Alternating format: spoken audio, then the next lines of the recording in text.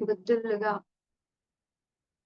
మారటం కోసం సాధన చేస్తున్నటువంటి మాస్టర్స్ అందరికీ వెల్కమ్. బుద్ధ భగవానుని యొక్క చైతన్యానికి ఆత్మ ప్రణామాలు. ఈ చక్కటి అవకాశాన్ని నాకు కల్పించినటువంటి వంశీ మాస్టర్‌కి పాద నమస్కారాలు. విశ్వంలోని గురువులందరికీ ఆత్మ ప్రణామాలు తెలియజేసుకుంటూ మనం 3వ రోజు సెషన్‌లోకి అడుగు పెడుతున్నాం మాస్టర్స్. అయితే నిన్నటి వరకు మనం సిద్ధార్థుడి యొక్క స్టోరీ చెప్పుకుంటూ ఉన్నాం స్టార్టింగ్‌లో. సిద్ధార్థుడు ఫస్ట్ తను ఏదో సాధించాలి, ఏదో తెలుసుకోవాలి, పరమాత్మని తెలుసుకోవాలి, అనుభూతి చెందాలి అని తను ఇంటి దగ్గర నుంచి వచ్చేసి సన్యాసం స్వీకరిస్తాడు. శ్రవణుడిగా కొన్నాళ్ళు జీవిస్తాడు.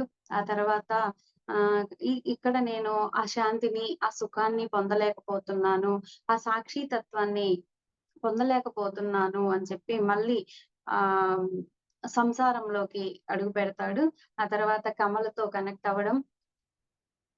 అక్కడి నుంచి మళ్ళా ఆహ్, మద్యము, మాంసము అన్నిటికి అలవాటు పడిపోయి తనని తాను కోల్పోవడం. అక్కడి నుంచి ఇది కూడా మార్గం కాదు అని చెప్పి తను మళ్ళీ ఇంకొక యూటర్న్ తీసుకోవడం జరిగింది. అయితే చివరికి చనిపోదాం అనుకున్న స్థితిలో నది చెప్తుందనమాట. "నువ్వు నాతో ఉండు. నేను నీకు నేర్పిస్తాను" అని చెప్తుంది. ఆ మాటలు వినడంతోటి తను అక్కడ ఉండడానికి నిర్ణయించుకుంటాడు. అక్కడ పల్లెకారి ఒక వ్యక్తి వాసుదేవుడనమాట అతని పేరు. వాసుదేవుడు ఏం చేస్తాడు, తినికి హెల్ప్‌గా ఉంటాడు. సో, వాసుదేవుడు మరియు నది. నదితో ఏ విధంగా కనెక్ట్ అవ్వాలి, నది నుంచి ఏ విధంగా జ్ఞానం పొందాలి అన్నది వాసుదేవుడు ఇతనికి చెప్తూ ఉంటాడు. దాన్ని ఫాలో అవుతూ సిద్ధార్థుడు కూడా ఆ నదితో కనెక్ట్ అయిపోతాడు. ఇప్పుడు నది, వాసుదేవుడు, సిద్ధార్థుడు వీళ్ళు ముగ్గురు మంచి ఫ్రెండ్స్ అన్నమాట. ఇలా కాలం గడుస్తూ ఉంటుంది. అయితే నది దగ్గరికెళ్లి ఇద్దరు కూర్చునేవాళ్ళు. అలా కళ్ళు మూసుకొని కూర్చొని ఇద్దరు ఒకే క్వెషన్ ఏసుకుంటారు. అప్పుడు ఆన్సరు ఒకటే ఇస్తది నది. విడివిడిగా నది ఆన్సర్ ఇస్తది. లేసిన తర్వాత వాళ్ళిద్దరు మాట్లాడుకున్నప్పుడు నాకిలా ఇచ్చిందంటే, అవును నాకు గూడా ఇలాగే ఇచ్చింది అని జెప్పి ఇద్దరు మాట్లాడుకుంటారు. ఇలా ఎంతో ఎన్‌లైటన్‌మెంట్‌ని సాధించాను అనుకుంటాడు సిద్ధార్థుడు. ఫ్రెండ్స్ మనల్ని ఎంత మోసం చేస్తుందో చూడండి మనసు. ఇలా అనుకోని కాలం గడిచే కొద్దీ ఇంకా ఇద్దరు ఈవినింగ్ అయ్యేప్పటికి మౌనంగా ఉండిపోవడం, నది దగ్గరికెళ్లి కూర్చోవడం, ఆ నది శబ్దాన్ని వింటూ ఎప్పుడు మిగతా ఏయి పట్టించుకోకుండా ఆహ్, ఆ నదితోనే కనెక్ట్ అయిపోయి ఉంటారనమాట. వాళ్ళ దృష్టిలో ఏంటంటే నదిలో ఉండేది నీళ్లు కాదు. అది ఒక జీవ శబ్దం. నిత్యం సత్యంగా ఉంటూ తెంపు లేకుండా మారుతూ ఉండే శబ్దం ఆ నది. అంటే వాళ్ళ దృష్టిలో ఆ నదే జ్ఞానాన్నిచ్చేటువంటి పరమాత్ముడనమాట. ఆ విధంగా ఉంటూ ఎప్పుడు కూడా ఒకరినొకరు వదిలిపెట్టకుండా అన్ని అక్కడ కూర్చొనే మాట్లాడుకునేవాళ్ళు. ఎవరెవరు యాత్రికుల్ని వాళ్ళు నది దాటించారు, వాళ్ళ పరిస్థితేంటి, వాళ్ళు ఏ ఏ విధంగా ఫీల్ అవుతూ ఉన్నారు అని జెప్పి అవన్నీ మాట్లాడుకోవడం, ఇవన్నీ చేస్తూ ఉండేవాళ్ళనమాట.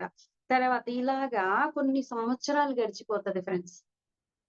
కొన్ని సంవత్సరాలు గడిచిపోయిన తర్వాత ఒకరోజు ఏమవుతదంటే ఆహ్, అక్కడికి కొంతమంది సాధకులు అంటే హ్మ్, బుద్ధుని యొక్క భిక్షువులుంటారు గదా! బౌద్ధ భిక్షువులు. ఈ బౌద్ధ భిక్షువులు కొంతమంది పడవ దాటించమని వీళ్ళ దగ్గరకొస్తారు. వస్తే ఆహ్, ఏంటి ఇంతమంది గుంపులుగా వస్తున్నారు పడవ దాటించమని అని జెప్పి డౌటొచ్చి సిద్ధార్థుడు అడుగుతాడనమాట. ఏంటి ఎందుకని ఇంతింతమంది బౌద్ధ భిక్షువులు గుంపులుగా వస్తున్నారు అంటే, అప్పుడు వాళ్ళు చెప్తారు. బుద్ధుడు నిర్వాణం చెందేటువంటి టైం ఆసన్నమైంది. ఆయనకి ఆరోగ్యం సరిగ్గా లేదు. అందుకని మేమందరం చివరిసారిగా ఆయన్ని దర్శించుకోవడం కోసమని వెళ్తూ ఉన్నాము అని జెప్పి చెప్తారు. అంతే. ఆ వార్త వినంగానే సిద్ధార్థుడి మనసు చాలా బాధపడిపోతది. ఆయనకి గుర్తొస్తదనమాట. గతంలో నేను బుద్ధుడిని కలిసాను గదా! ఆయన నాకు ఈ విధంగా ఉపదేశం చేశారు కదా! నేను మాట్లాడాను కదా! అని ఇవన్నీ గుర్తుకొస్తాయన్నమాట అతనికి. గుర్తుకొచ్చి నిజంగా ఆయన ఎంత గొప్ప సిద్ధ పురుషుడో కదా! ఆయన్ని కలవడమే నాకు అద్భుతము. ఆ దివ్యానుభూతి పొందినటువంటి వ్యక్తుల్లో ఉన్నతమైన వ్యక్తి అని చెప్పి అవన్నీ గుర్తు చేసుకుంటాడు. అయితే ఇదిలాగుండగా కమల ఏం చేస్తదో చూడండి. ఇతనొచ్చేసాడు గదా! ఆ ఊరు వదిలిపెట్టి వచ్చేసిన తర్వాత కమల ఏం చేస్తదంటే తన పాస్ట్ లైఫ్‌ని వదిలేస్తది. ఇది కాదు నా జీవితము అని చెప్పి ఆవిడ కూడా బౌద్ధ సన్యాసిగా మారిపోయి ఉంటదన్నమాట. ఆవిడ తోటుంటది గదా! వీళ్ళిద్దరూ ఫస్ట్ కలుసుకున్న తోటుంటది. ఆ తోటని బౌద్ధ భిక్షువులకి ఆరామంగా ఇచ్చేస్తది. బౌద్ధ భిక్షువులు వర్షాకాలంలో అక్కడ స్టే చేయడం కోసం ఆ తోటని వాళ్ళకి ఇచ్చేస్తదనమాట. ఇల్లు మాత్రం ఉంచుతది. అయితే ఆ కమల ఇతనొచ్చేసిన తర్వాత ప్రెగ్నెంట్ అవుతది. బాబు పుడతాడు. వాడు 10 ఏళ్ల బాబుంటాడనమాట. ఇప్పుడేం చేస్తదంటే కమల మరి బౌద్ధ భిక్షువు గదా! ఈమ ఆ బాబుని చేత్తో పట్టుకొని బౌద్ధ సన్యాసులతో పాటు ఈమె గూడా బుద్ధుడిని చూడడం కోసమని వస్తదనమాట. సో, ఒంటరిగా ఆ విధంగా బాబుని పట్టుకొనొస్తుంటే వాడేమో ఎవడో చచ్చిపోవడం ఏంటి, నువ్వు నన్ను తీసుకెళ్లడం ఏంటి, ఈ గోలేంటి నాకు అది ఇది అని జెప్పి గోల పెడుతుంటాడు. చిన్న పిల్లాడు గదా! నాకేంటి ఇన్ని కష్టాలు పెడుతున్నావు అది ఇది అని అరుస్తా ఉంటాడు. నాకు ఆకలేస్తుంది, నాకేమిస్తావు, నాకు ఇక్కడ ఏమి ఫెసిలిటీస్ లేవు అంటుంటే అప్పుడు కమల ఏం చేస్తదంటే వాడికి అరటిపండు ఇస్తది. ఆ అరటిపండు తింటూ కూర్చుంటాడు. ఈమేమో అక్కడ ఒక గుడ్డ పరుచుకుంటది. అంటే బాగా అలసిపోయి ఉందన్నమాట ఆమె. గుడ్డ పరుచుకొని ఒక చెట్టు కింద కూర్చుంటది. నదికి దగ్గరలో. అంటే నది ఒడ్డు దాటాలన్నమాట ఇంకా. కొంచెం సేపు ఆగి ఎళ్దాంలే అని చెప్పనుకోని అక్కడ గుడ్డ పరుచుకొని అలా పడుకుంటది. సడెన్‌గా వీడు అరటిపండు తింటూ ఉంటే వాళ్ళమ్మ పెద్దగా అరవడం ఇనిపిస్తది. పరిగెత్తుకుంటా ఎళ్తాడు. ఎళ్తే అటునుంచి ఒక నల్ల పాము ఎళ్తూ ఉంటదన్నమాట. సో, అప్పుడు అర్థమవుతుంది వాళ్ళ అమ్మని పాము కరిచింది అని. ఆమె వెంటనే ఇంకా స్పృహ తప్పే పరిస్థితికొస్తది. అలాగా పెద్దగా అరుస్తాడు పిల్లోడు. అరవగానే దూరంగా ఈయనుంటాడు. ఎవరు అంటే ఆహ్, తన పేరేం పేరు? పల్లెకారి. ఆహ్, అతనుంటాడనమాట. అతనేం చేస్తాడంటే వాసుదేవుడు.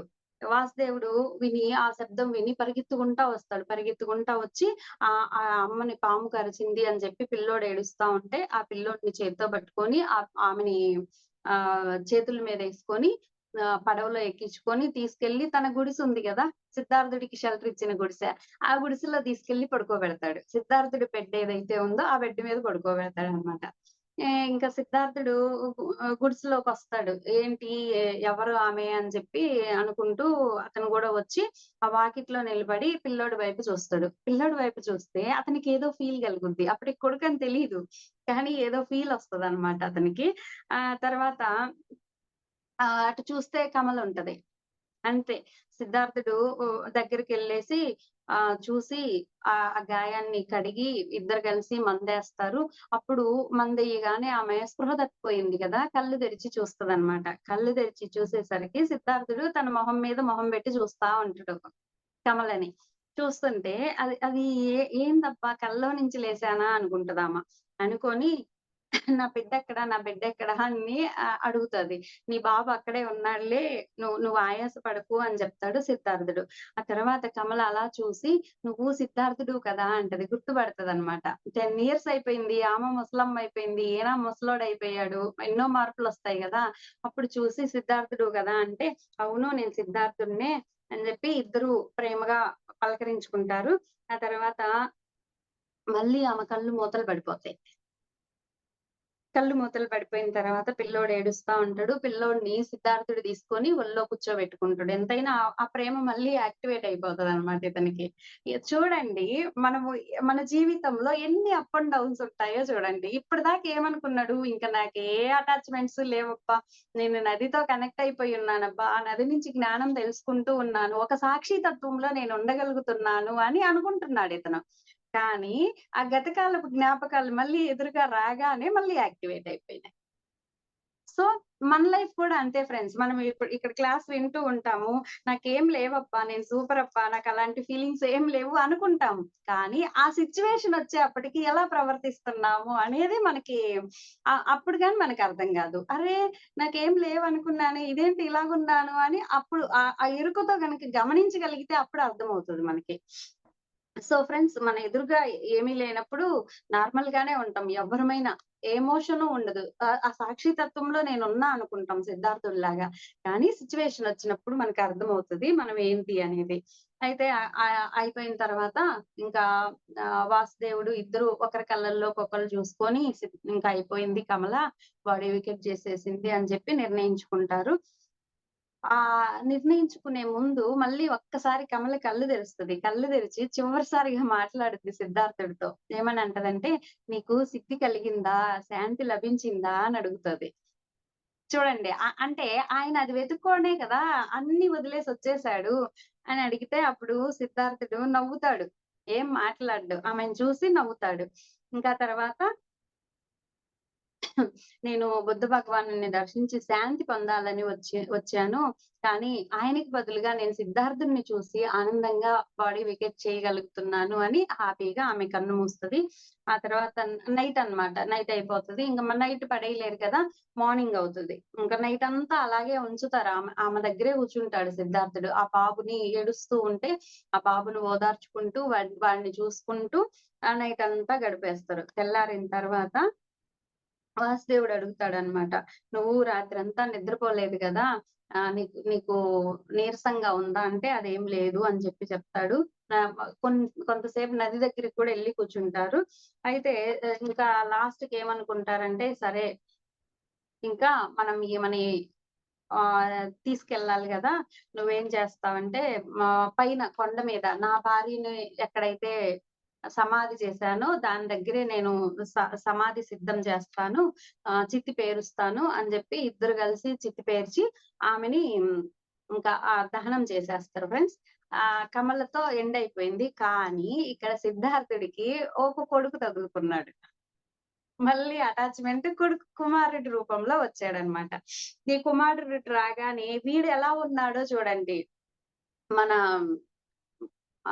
మన సాక్షి తత్వాన్ని పరీక్షించడానికి మనకి ఎన్ని కష్టాలొస్తాయనేది ఈ స్టోరీ ద్వారా తెలుస్తది. ఈ ఈ కొడుకు ఎలా ఉంటాడంటే అస్సల అతని మాట ఇనడు. ఎడ్డమంటే తెడ్డమంటడు. అయినా సరే ఎంతో సహిస్తడు. నా కొడుకు గదా! అని ఆ ప్రేమ పొంగుతది. వాడినేమి అనలేడనమాట. పాపం ఇంటి పట్టు నుండి అన్ని భోగాలు అనుభవిస్తూ ఉన్నాడు గదా! అలాంటి వాడు ఇలా ఇలా కొత్త చోటుకొచ్చి ఒక చిన్న గుడిసెలో అడ్జస్ట్ అవ్వడం కష్టం గదా!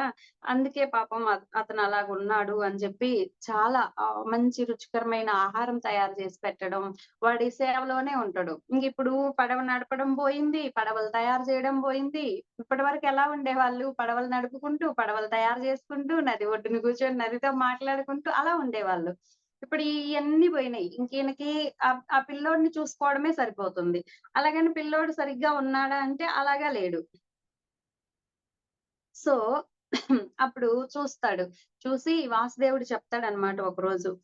సిద్ధార్థ నేనిలా అంటున్నానని నువ్వేమి బాధపడకు. నీ కొడుకు నిన్నే కాదు నన్ను కూడా చాలా కష్టపెడుతున్నాడు. అతని జీవితం వేరే. అతని అలవాట్లు వేరే. అతని పరిస్థితులు వేరే. నీలాగా అతను భోగాల పట్ల అసహ్యం వేసి ఇటు రాలేదు. ఆ భోగ లాలసలో ఉన్నాడు చిన్న పిల్లోడు.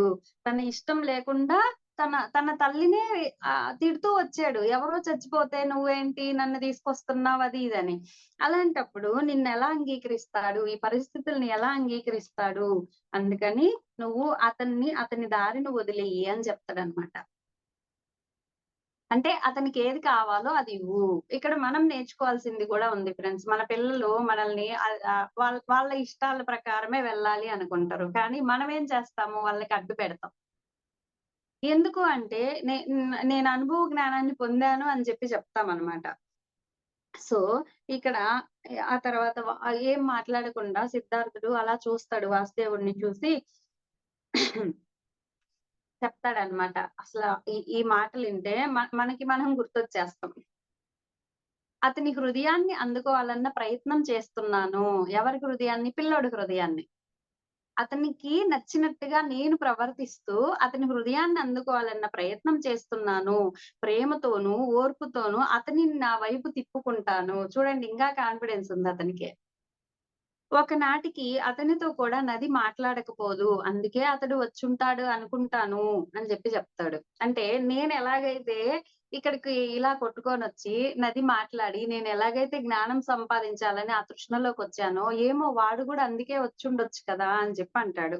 అప్పుడు వాసుదేవుడు నవ్వుతూ మళ్ళీ చెప్తాడనమాట. నిజమే, అతను కూడా నిత్య జీవితానికి చెందినవాడే. అంటే నీలాగే, నాలాగే, అందరిలాగే నిత్య జీవితానికి చెందినవాడే.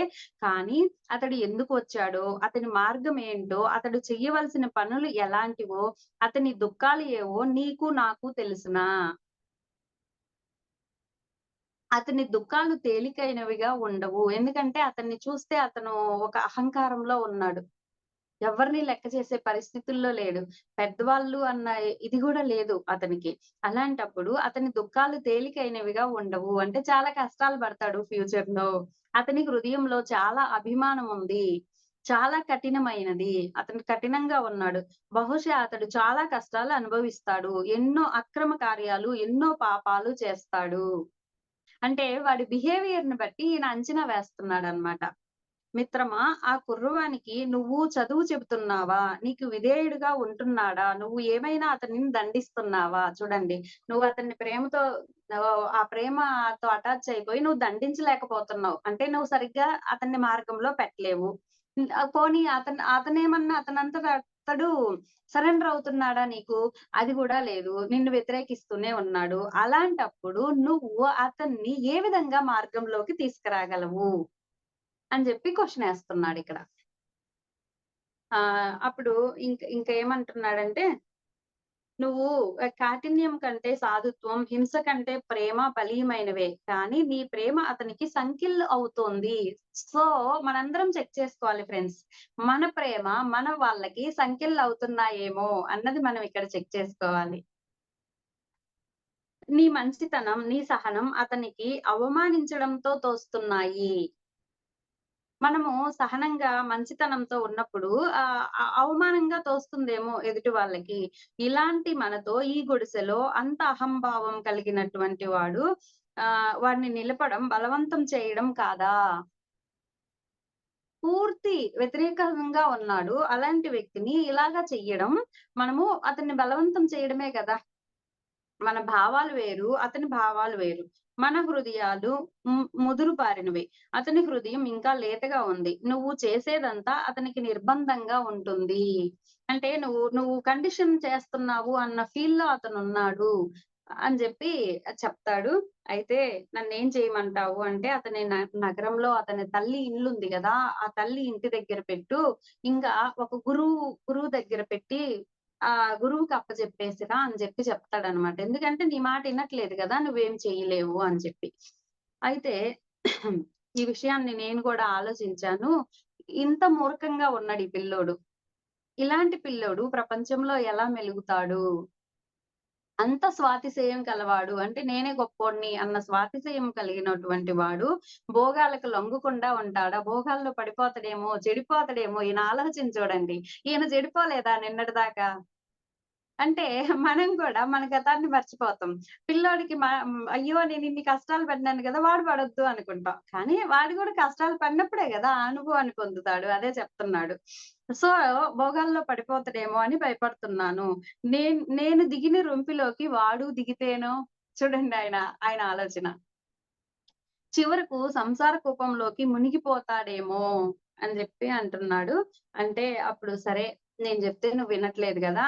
నదినడుగు, నది దగ్గరికెళ్దాం పదా! నువ్విప్పుడు ఏం చెయ్యాలా అనేది మనకి నదే సమాధానం ఇస్తుంది అని చెప్పి అంటాడు. నువ్వేమనుకుంటున్నావంటే నువ్వు చేసిన తప్పు నీ పిల్లోడు చెయ్యొద్దు అనుకుంటున్నావు. కానీ బ్రాహ్మణ యువకుడు సిద్ధార్థుని కథని అది చాలా అర్థవంతమైన కథ. అంటే నీ కథ చాలా అర్థవంతంగా ఉంటుంది. ఆ కథను నువ్వు మర్చిపోయావా? నీ గతకాలపు కథంతా నువ్వు గుర్తు చేసుకో. నువ్వు మర్చిపోయావా? శ్రమణుడిగా ఉన్న సిద్ధార్థుని సంసారంలో దిగకుండా, పాపాలు చెయ్యకుండా, ఆశకు, లోభాలకు లొంగకుండా, తప్పులు చేయకుండా ఎవరైనా రక్షించగలిగారా? చూడండి. నువ్వు ఒక టార్గెట్ పెట్టుకొనొచ్చావు. భగవంతుడిని తెలుసుకోవాలి అని. శ్రమణుడిగా వచ్చావు. అలాంటి శ్రమణుడిగా వచ్చిన నువ్వే ఆశలకి, లోభాలకి, పాపాలు చేయకుండా ఉండడానికి ఎవరన్నా అడ్డుకోగలిగారా చెప్పు? తన ఇష్టానుసారం బ్రతకదలిచినప్పుడు, తన జీవితాన్ని మలినం చేసుకున్నప్పుడు, తన మార్గాన్ని తాను చూసుకున్నప్పుడు ఏ తండ్రి, ఏ గురువు అడ్డుపడగలిగారు? మరి నువ్వు నిర్ణయించుకున్నావు గదా! నీ జీవితాన్ని, నీ మార్గాన్ని మలినం చేసుకోవడానికి. అప్పుడు ఏ తండ్రి నీ తండ్రి అడ్డుకున్నాడు. గానీ నువ్వు ఆగావా? నీ నీ గురువులు బుద్ధుడి దగ్గరికెళ్ళావు. అలా ఆగలేదు గదా! గురువుని కూడా అక్కడ స్టాండ్ బై అవ్వలేదు. గురువు గూడా ఆపలేకపోయాడు. తండ్రి ఆపలేకపోయాడు. గురువు ఆపలేకపోయాడు. ఎవరికైనా గాని ఈ దారి తొక్కక తప్పుతుందా? మరి నీ కొడుకుకు తప్పుతుందా? అతని కోసం నువ్వు 10 జన్మలెత్తు. అతని విధిని అనుమాత్రం కూడా నువ్వు మార్చలేవు. సో ఫ్రెండ్స్ మనం ఇది అర్థం చేసుకోవాలి. ఎవరి అనుభవానికి వాళ్ళని వదిలేయగలగాలి ఫ్రెండ్స్. So, okay. వాళ్ళు కష్టాలు పడి, అనుభవాన్ని పొంది, అప్పుడు జ్ఞానం పొందుతారు. ఎందుకంటే నేను గూడా అలాగే గదా పొందాను అన్నది ఇక్కడ సిద్ధార్థుడు అర్థం చేసుకోలేకపోయాడు. వాసుదేవుడు చెప్పినా సరే. ఇంకా ఆ తర్వాత ఇంకా సిద్ధార్థుడు వాసుదేవుడు ఇంకేం చెప్పలేదు. ఇంకా సైలెంట్ అయిపోయి నీ ఇష్టం అన్నట్టుగా ఉండిపోయినాడు. అయితే సిద్ధార్థుడు మాత్రం దానికి యాక్సెప్ట్ చేయలేకపోయిండు. ఎందుకంటే ఈ బిడ్డని నేను వదలలేను. అలా చెడ్డ మార్గంలో ఎళ్ళడానికి నా నా వల్ల కాదు అని చెప్పి అనుకుంటాడు. అయితే ఒకరోజు ఏమవుతదంటే ఈళ్ళు పని చేస్తా ఉంటారు వీళ్ళిద్దరు. కట్టెలు పోగు చేసుకుంటూ ఉంటారనమాట. అంటే వంట చేసుకోవడానికి కట్టెలు కావాలి గదా! ఈ పిల్లోడు గూడా ఎళ్తాడు. నాయనా కొన్ని కట్టెలు నువ్వు గూడా ఏరు నాయనా అని చెప్తాడు. అంటే పనిలో పడితే తల్లి బాధ మర్చిపోతాడు అన్న ఉద్దేశంతో కట్టెలేరు నాయనా అంటాడు. వెంటనే వాడు ఎంత కఠినంగా మాట్లాడతాడంటే తండ్రి ఎదురుగా నిలబడి ఇలా అన్నాడు. "నీ కట్టెలు నువ్వు పోగుబెట్టుకో. నేను నీ నౌకర్‌ని కాను. నువ్వు చూపించే ఆపేక్షంతా నాకు శిక్షగా ఉంది." ఏమో తెలిసినట్టుగా నటిస్తూ నీలాగా నేను చేతులు ముడుచుకొని ఈ గుడిసెలో పడి ఉండాలని నీ కోరిక. నువ్వు ఎలాగ గుడిసెలో పడున్నావో నేను అలా పడుండాలనుకుంటున్నావా? నీ మీద కసి తీర్చుకోవడానికైనా సరే నేను దొంగతనం చేస్తాను. 10 ఏళ్ల పిల్లోడి మాటలియ్యి. హత్యలు చేస్తాను. నరకానికైనా వెళ్తాను. నువ్వు నా తండ్రివి కావు. నా తల్లికి నీకు ఎలాంటి సంబంధమైనా ఉండని. అది నాకు సంబంధం లేదు. సో, లోపల అంత కక్ష పెట్టుకొనున్నాడు. ఇంక వాడిని మార్చడం ఎలా అవుతుంది ఫ్రెండ్స్? అవ్వదు గదా! సో, ఇలాగని ఇంకా ఆ కోపాన్నంతా ఒక్కసారిగా వెళ్ళగక్కుతాడు. ఆ తర్వాత ఇంటికెళ్ళి నైట్ నిద్రపోతారు. మార్నింగ్ లేసేసరికి ఆ పిల్లోడు ఉండడింక ఇంట్లో. ఈళ్ళిద్దరు ఎతుక్కుంటూ ఎళ్తారు. ఎళ్తే ఆ నది దగ్గర పడవుండదు. పడవలుంటాయి గదా! వాటిల్లో ఒక పడవ మిస్ అయ్యుంటది. తర్వాత అవతలికెళ్ళడానికి ఇప్పుడు మనకి మరి తెడ్డు కావాలి గదా! సారీ ఇది తెప్ప తయారు జేసుకుందామని తెప్ప తయారు జేసుకొని అవతలికెళ్తుంటే గొడ్డలు తీసుకొనొస్తాడు ఇతను. వాసుదేవుడు. "అదేంటి గొడ్డలెందుకు తెస్తున్నావంటే" సిద్ధార్థుడు నాకు తెలిసి అక్కడ మన తెడ్డు ఉండదు. వాడు తెడ్డు తీసుకొని పారిపోయి ఉంటాడు అని జెప్తాడనమాట. ఎందుకంటే తెడ్డుంటే మళ్ళీ ఎతుక్కుంటా వస్తారు గదా! ఆ తెడ్డు తయారు చేసుకోవడానికి కొంత టైం పట్టుద్ది. ఈలోపు నేను తప్పించుకోవచ్చు అని వాడు ఫీల్ అయ్యుంటాడు. కాబట్టి మన తెడ్డేం ఉండదు అని జెప్పి అంటాడు. అక్కడికెళ్లి చూస్తే నిజంగానే తెడ్డుండదు. మళ్ళీ కొత్త తెడ్డు తయారు చేసుకుంటారు వీళ్ళు. ఇంకా తర్వాత ఇతను ఆగలేడు. సిద్ధార్థుడు ఆగలేకపోతాడు. ఆగలేక ఏ ఇంకా అతన్ని ఎతుక్కుంటూ అయ్యో! అడవి దాటి ఎళ్ళాలి నగరంలోకెళ్ళాలంటే అడవిలో ఏవన్నా జంతువులు, క్రూర జంతువులు ఎన్నో ఉంటాయి. పిల్లోడు ఎటుపోయిండో ఏమో అని అంతా వెతుకుతాడు. అడవంతా వెతుక్కుంటూ అక్కడికెళ్ళిపోతాడు. నగరంలోకెళ్ళిపోతాడు. నగరంలోకెళ్ళిపోయి ఫస్ట్ తోట ఆమెని కమలం చూసిన తోట దగ్గర నిలబడతాడు ఫ్రెండ్స్. నిలబడితే ఆయనకి పాత జ్ఞాపకాలన్నీ గుర్తుకొస్తాయి. కమల అక్కడ వస్తుంటది గదా! అదేంటి ఆమె పల్లకీలో వస్తుంటది గదా! ఆ వస్తున్నప్పుడు ఫస్ట్ ఆమెని ఈయన చూసి తల వంచుకొని నమస్కరించడం, ఆమె ఈయనకి నవ్వుతూ సైగ చేయడం ఇవన్నీ గుర్తొస్తాయి. అన్నీ ఇంకా ఫ్లాష్ బ్యాక్ మొత్తం అదంతా రివ్వున తిరుగుద్దనమాట. తిరిగి ఇంక అక్కడే కూలబడిపోతాడు. కూలబడిపోయి అప్పుడు అనుకుంటాడనమాట చాలా సేపు అక్కడే నిల్చున్న తర్వాత, అప్పుడు ఇక్కడికి రావడం ఎంత తెలివి మాలిన పని. ఆ కుర్రవాడిని నేను రక్షించడం ఏంటి? నా ఇష్టానుసారం నడవమని నేను బలవంతం పెట్టడం ఏంటి? ఎంత అవివేకం అనుకుంటాడు. అంటే ఆ అటాచ్‌మెంటు మనల్ని ఆ విధంగా లాగుతుంది ఫ్రెండ్స్. అది మనం ఇక్కడ అర్థం చేసుకోవాలి. ఆ తర్వాత వెంటనే అవేర్‌నెస్‌కొచ్చాడు. వచ్చిన తర్వాత ఇంకా పిల్లోడు రాడు అని అర్థమైపోయి ఇంగ వెనక్కొచ్చేస్తాడు. వెనక్కొచ్చినా సరే అక్కడ పడిపోతాడనమాట. వెనక్కొచ్చి ఒక చోట ఇంకా డిస్టర్బ్ అయిపోయి బాగా డిస్టర్బెన్స్‌లో ఉన్నాడు గదా! కింద పడిపోతాడు. కింద పడిపోతే బౌద్ధ సన్యాసులు అరటిపండ్లిస్తారు. అక్కడ పెట్టిపోతారు. ఆ తర్వాత అతను కళ్ళు తెరిచేసరికి పైన వాసుదేవుడు ఆడ తొంగి చూస్తా ఉంటాడనమాట. ఆయన మొహం మీద చూస్తా ఉంటాడు. లే వాసుదేవుడు నా కోసం వచ్చాడు. గ్రేట్. నా ఫ్రెండ్ నన్ను ఇంత కష్టాల్లో గూడా వదలలేదు అని చెప్పి కృతజ్ఞతలు చెప్పుకుంటాడు. ఆ తర్వాత ఇద్దరు కలిసి చెరొక అరటిపండు తినేసి, లేసి ఇంకా మళ్ళీ ఎనక్కొచ్చేస్తారు. ఎనక్కొచ్చిన తర్వాత ఇప్పుడు ఇతని మానసిక పరిస్థితి ఎలా ఉంది? నా బిడ్డ దూరమయ్యాడు. నా బిడ్డ దూరమయ్యాడు. ఈ బెంగలోనే ఉంటాడు. అయితే ఇప్పటిదాకా నేను మహా తెలివైనోడిని. నాకు వేదాలు తెలుసు, ఉపనిషత్తులు తెలుసు.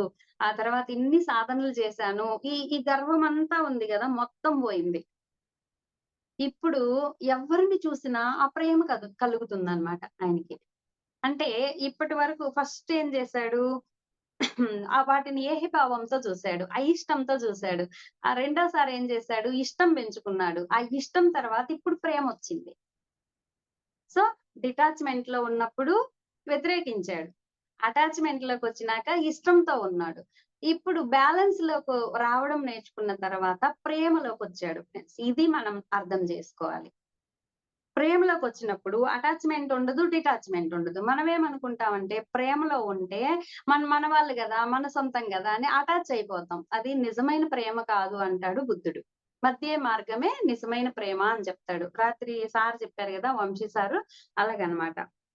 అయితే ఇప్పుడు ఇంకా మామూలు ప్రయాణికుల్ని దాటిస్తా ఉంటాడు గదా! ఆళ్ళ పిల్లల్ని పట్టుకొని ఎళ్తుంటారు గదా! అయ్యో! నాకు అదృష్టం లేదే, నా పిల్లోడు ఎళ్ళిపోయాడు గదా! అని పాత జ్ఞాపకాలు గుర్తు చేసుకుంటూ ఉంటాడు. తర్వాత వాళ్ళని చూసి ఒకంత అసూయ పడుతుంటాడు.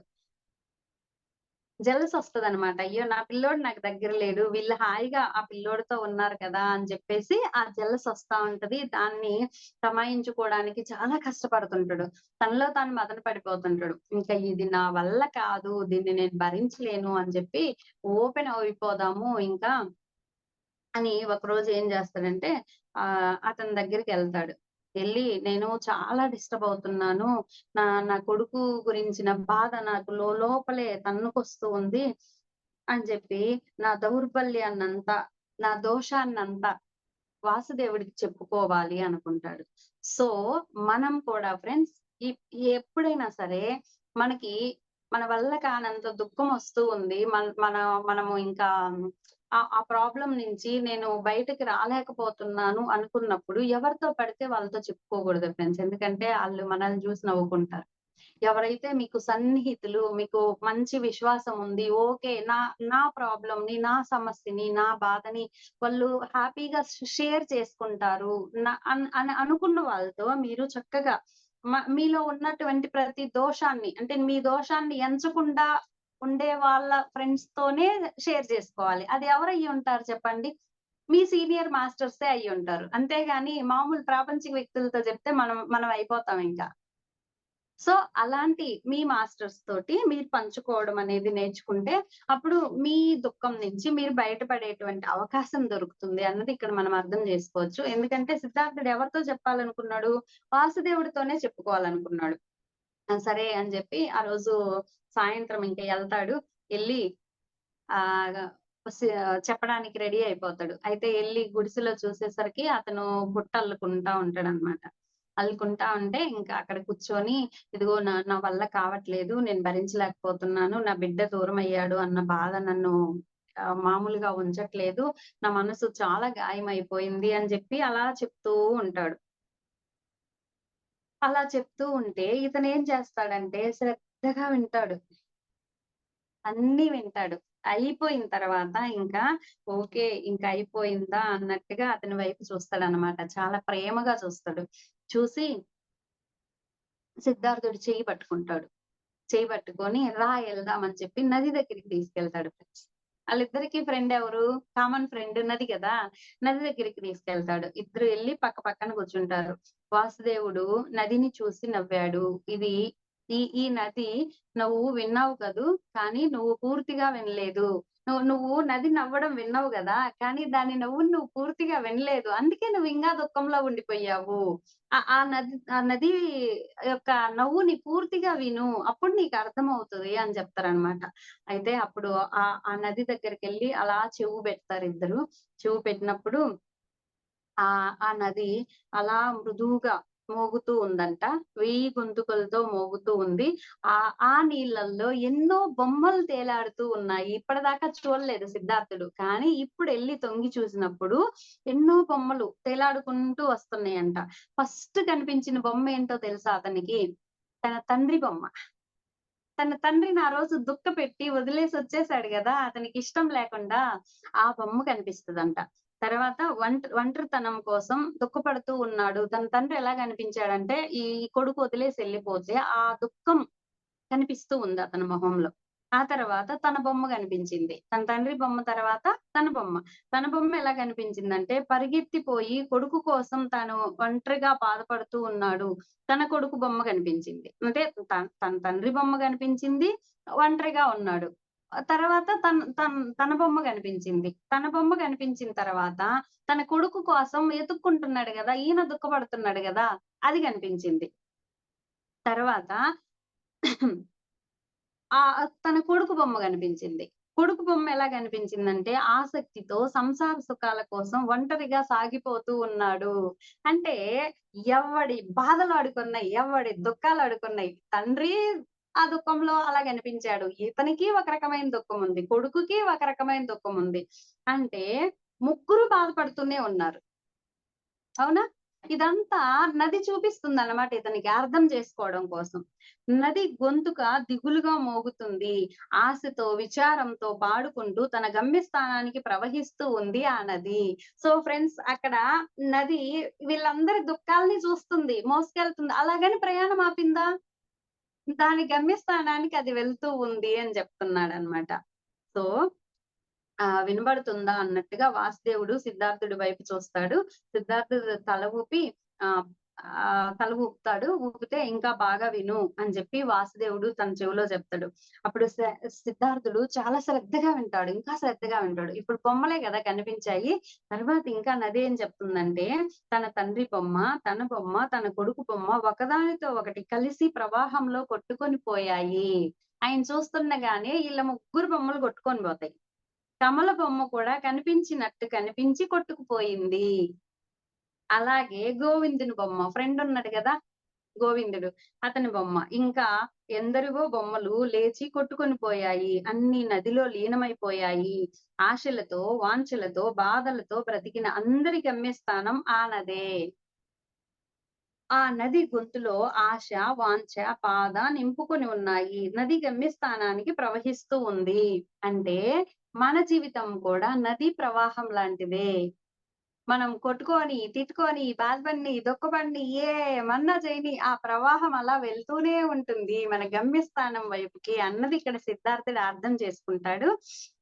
ఆ తర్వాత ఆ నీళ్ళన్నీ బొమ్మల్లో అన్ని నీళ్ళల్లో కొట్టుకొని పోతూ ఉండి ఆ తర్వాత నీరు ఆవిరై పైకి పోతుంది. వానగా మళ్ళీ నేల మీద పడుతుంది. సెలయేరవుతుంది. నదవుతుంది. ఇలా మారుతూ ప్రవహిస్తూ ఉంటుంది. ఆ నది గొంతులో సంతోషం, దుఃఖం, మంచి, చెడు, నవ్వు, ఏడుపు ఒక 1000 ధ్వనులు మోగుతూ ఉంటాయి. కాబట్టి మన జీవితంలో గూడా మనం ఎలాగన్నా ఉన్నియండి. మన జీవిత ప్రవాహం అనేది సాగుతూనే ఉంటుంది అన్నది ఇక్కడ అతను అర్థం చేసుకుంటాడు. ఆ తర్వాత ఇంకా నెక్స్ట్ ఏమనుకుంటాడంటే, ఒక సుఖధ్వనికి, ఒక దుఃఖధ్వనికి కట్టుబడకుండా అన్నింటిని తనలో లీనం చేసుకుంటుంది నది అనే అర్థం చేసుకుంటాడు. అంటే మనం కూడా ఒక దుఃఖమొచ్చింది. ఆ దుఃఖం దగ్గర ఆగిపోవద్దు. సాక్షితత్వంతో చూడడం నేర్చుకోవాలి. ఒక సుఖమొచ్చింది. దాని దగ్గర ఆగిపోవద్దు. సాక్షితత్వంతో చూడడం నేర్చుకోవాలి అన్నది ఇక్కడ ఆయనకి సిద్ధార్థుడికి అర్థమైపోతుంది.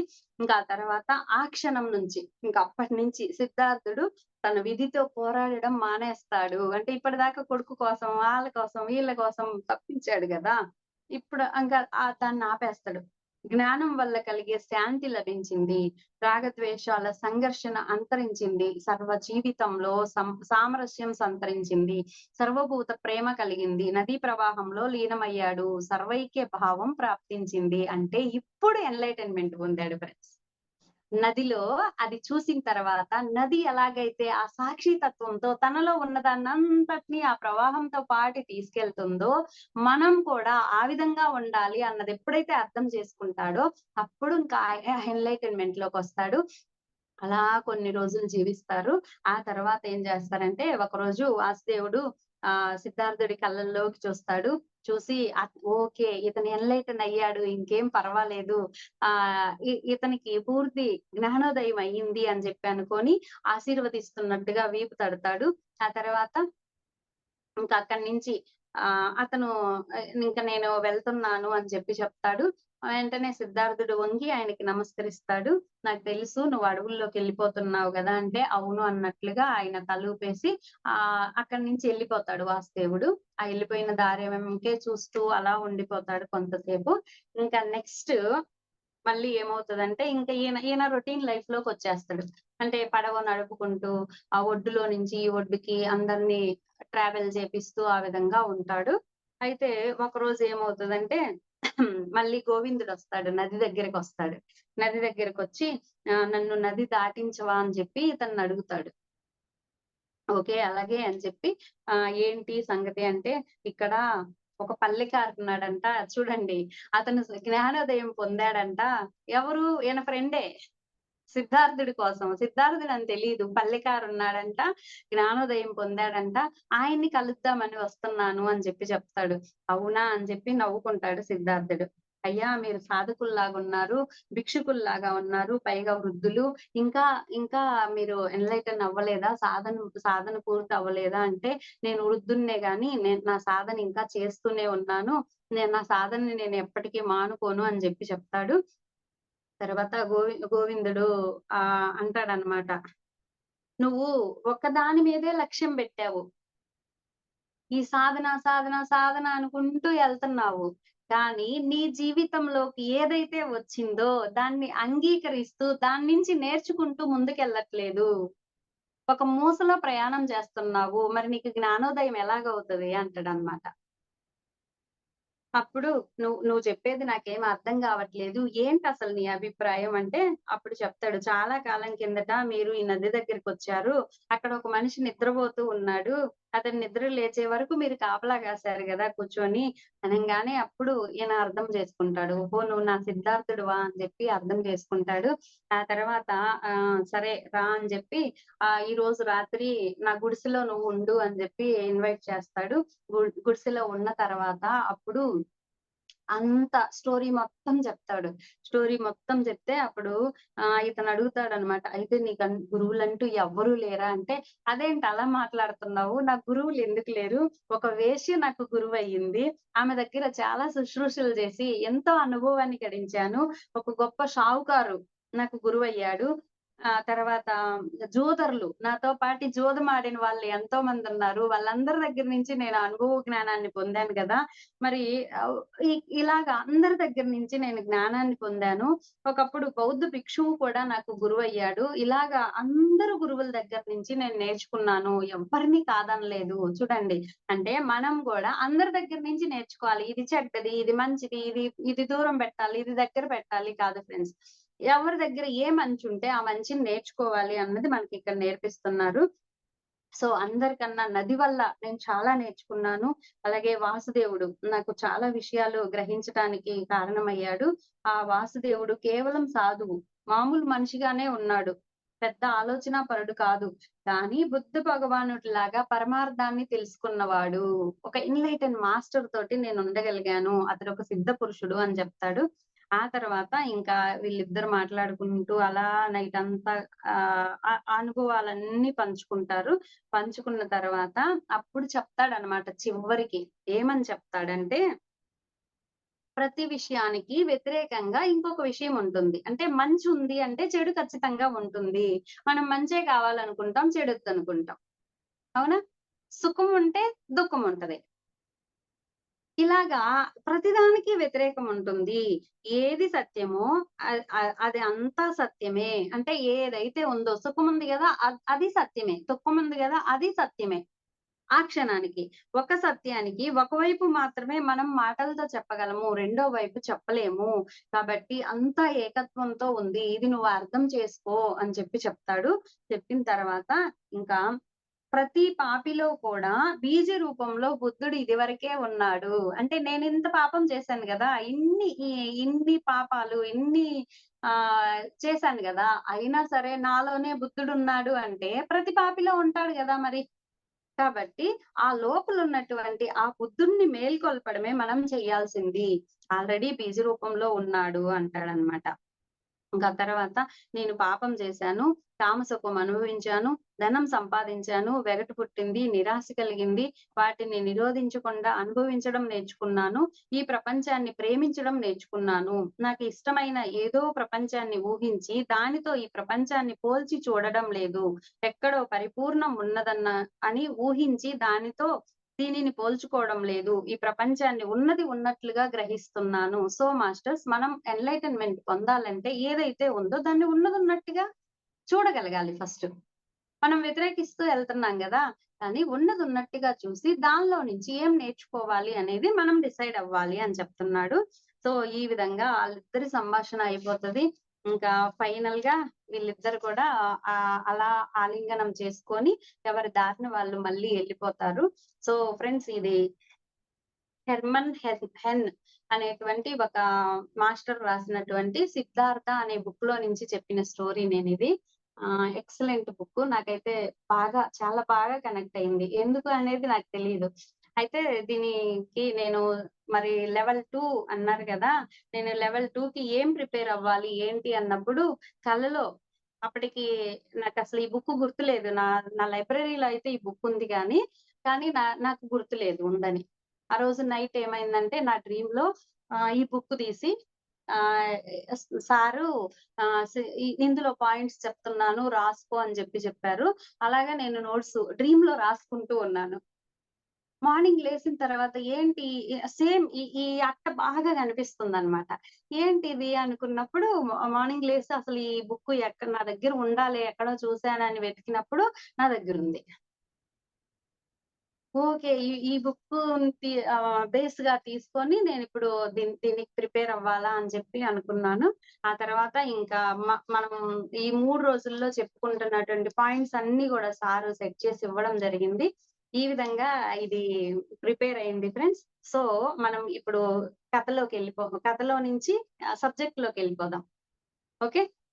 ప్రతి బాలుడు బీజ దశలో ఉన్న వృద్ధుడే అని జెప్తాడాయన సిద్ధార్థుడు. తర్వాత పాలు తాగే ప్రతి శిశువులోనూ మృత్యువు దాగి ఉంది అని జెప్తాడు. ఇలాగా కొన్ని పాయింట్స్ చెప్తాడు.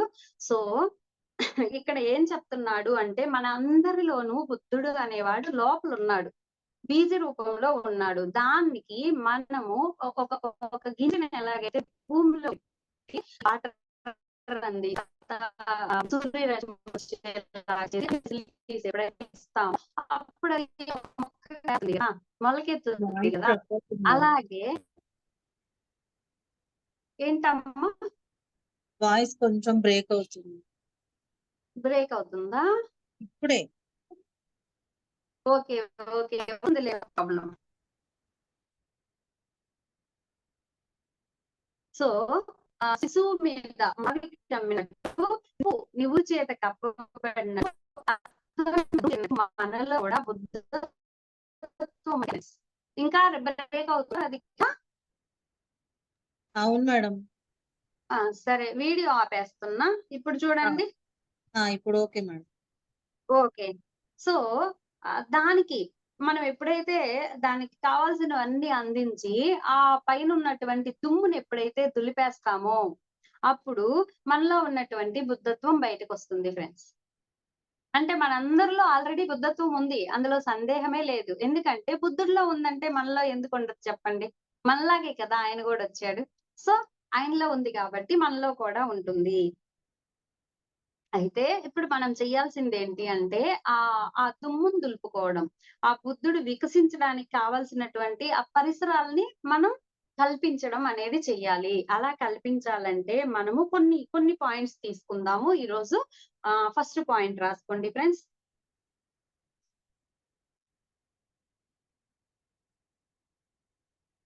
ఓకే. ఇప్పుడొకసారి చెక్ చేస్తున్నా చూడండి. వాయిస్ బానే ఉందా? Okay madam. ఓకే. మనలో ఉన్న స్వతంత్ర ప్రవృత్తిని పెంచుకోవాలి. First point. మనలో ఉన్న స్వతంత్ర ప్రవృత్తిని పెంచుకోవాలి.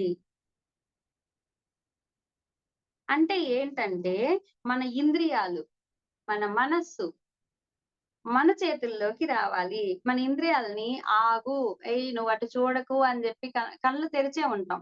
అటు చూడకు అంటే చూడకుండా ఉండాలి. చెవులు అలాగే ఉంటాయి. వినకు అంటే వినకుండా ఆగాలి. విను అంటే వినాలి. అప్పుడు మనలో ఉన్న స్వతంత్ర ప్రవృత్తి అది మేల్కొంటుందన్నమాట. ఇది అర్థం కావాలంటే ఒకసారి పరశురాముడు కూర్చొనున్నారంట. అలా కళ్ళు తెరిచే కూర్చొనున్నారంట.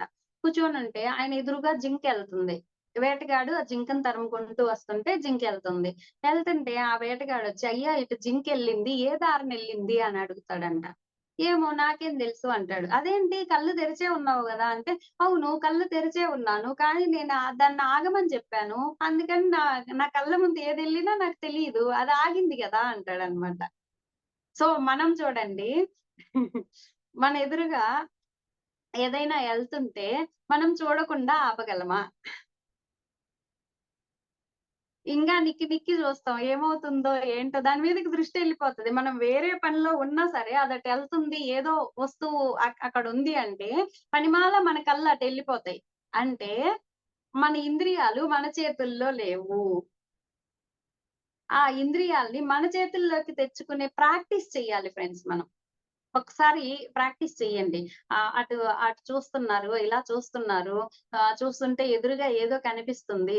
ఏయ్! నువ్వు నువ్వు దాని దాని మీదకి ఫోకస్ చెయ్యకు అని జెప్పి కళ్ళని చెప్పండి. అలా ఫోకస్ అవ్వకుండా ఉండేలాగా ప్రాక్టీస్. ప్రతిదీ ప్రాక్టీసే. ఫోకస్ చూడు. ఎదురుగా ఏముందో చూడు అంటే చూడాలి. చూడొద్దు అంటే చూడొద్దు. ఇలాగ మనం ప్రాక్టీస్ చేయాలి. ఇది చాలా పెద్ద ప్రాక్టీస్ ఫ్రెండ్స్. ఇది అయ్యేది కాదు. కష్టమే. కానీ సాధ్యమైతే అవుతది. ఎందుకంటే పరశురాముడికి అయింది గదా! నెక్స్ట్ ఇంకొక ఎగ్జాంపుల్ మాండవ్య మహాముని. మాండవ్య మహాముని మౌనంలో ఉన్నాడు. ఓకే. ఈ స్టోరీ మనందరికి తెలిసిందే. మౌనంలో ఉంటే ఆయన్ని దొంగ అనుకోని రాజభటులు తీసుకెళ్తారు. తీసుకెళ్ళి శూలం మీద గుచ్చుతారు. అయినా సరే ఆయన మాట్లాడడు. ఎందుకంటే మౌనం. నోరుని మాట్లాడొద్దు అని కట్టడి చేశాడు. మనమైతే చిన్న దెబ్బ తగిలినా అయ్యో! అని అరిచేస్తాం కదా! సో, మన ఇంద్రియాల్ని మన చేతుల్లోకి తెచ్చుకోవాలి.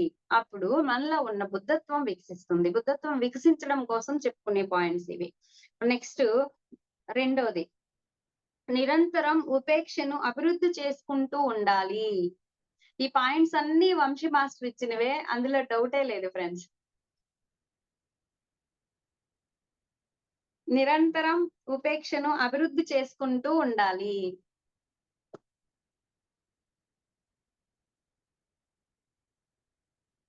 ఉపేక్ష అంటే ఏంటంటే ఆగడం. ఎదుటి వాళ్ళల్లో మార్పు కోసం ఎదురు చూడడం. ఇంకా మారతారేమో చూద్దాంలే, ఇంకా మారతారేమో చూద్దాంలే అని చెప్పి ఆ ఎదురు చూడటం అన్నమాట ఉపేక్ష అంటే. ఫర్ ఎగ్జాంపుల్ గౌతమ్ బుద్ధుడు రాజ్యం వదిలి వచ్చేసాడు. చిన్నప్పటి నుంచి దేవదత్తుడని ఉంటాడన్నమాట. బుద్ధుడికి తన కజిను. కొన్ని చోట్ల కజిన్ అని ఉంటది. కొన్ని చోట్ల ఫ్రెండ్ అని ఉంటది. సరే ఎవరైతే వాళ్ళు దేవదత్తుడని ఆయన ఏం చేస్తాడంటే ఎప్పుడు గౌతమ్ బుద్ధుడిని ఇబ్బంది పెట్టడం కోసమే చూస్తా ఉంటాడు. చివరికి ఈయన ఇటొచ్చేసినా సరే అతన్ని చంపడం కోసం ఎన్ని ప్లాన్‌లేస్తాడో. అయినా సరే ఓకే. ఇంగా మారతాడు. ఓకే. ఇంగా మారతాడని తన జాగ్రత్తలో తనుంటాడు తప్ప తనని శిక్షించడు. ఎందుకంటే మార్పు కోసం ఎదురు చూస్తున్నాడు. కాబట్టి మనం కూడా ఎదుటి వాళ్ళలో మార్పు కోసం ఎదురు చూడాలి. పత్రి సార్ మీద వాళ్ళు నిందలేసారు. 2012లో మనందరికీ తెలిసిందే. అయితే సార్ ఏమన్నారంటే మేమందరం ఎళ్తాము, ర్యాలీగా ఎళ్తాము అని జెప్పి వీళ్ళందరూ ఊగిపోయినారు. అయితే పత్రి సారు ఓకే ఉపేక్షిద్దాం అన్నాడు. సింపుల్ గా. మారతారులే ఏదో ఒక రోజు మారతారులే. మనకెందుకు వాళ్ళతో మన పని మనం చేసుకుందాం అన్నారన్నమాట. సో ఈ ఉపేక్ష. కృష్ణుడు శిశుపాలుని ఉపేక్షించాడు. అయితే 100 తప్పుల దాకా ఉపేక్షించాడు. ఆ తర్వాత ఏసేసాడు. సో మనం బతకాలంటే మనం కృష్ణుడిని ఫాలో అవుదాం ఫ్రెండ్స్. కొన్ని కొన్ని తప్పుల వరకు మనం ఉపేక్షిద్దాం. ఆ తర్వాత ఏసేసి మళ్ళీ క్షమిద్దాం. అది మనకి వంశీ మాస్టర్ నేర్పించారు. సో నెక్స్ట్ మూడో పాయింట్. స్వాతిశయాన్ని నిరంతరం నాశనం చేసుకుంటూ ఉండాలి. స్వాతిశయాన్ని. అతిశయం. నిరంతరం నాశనం చేసుకుంటూ ఉండాలి.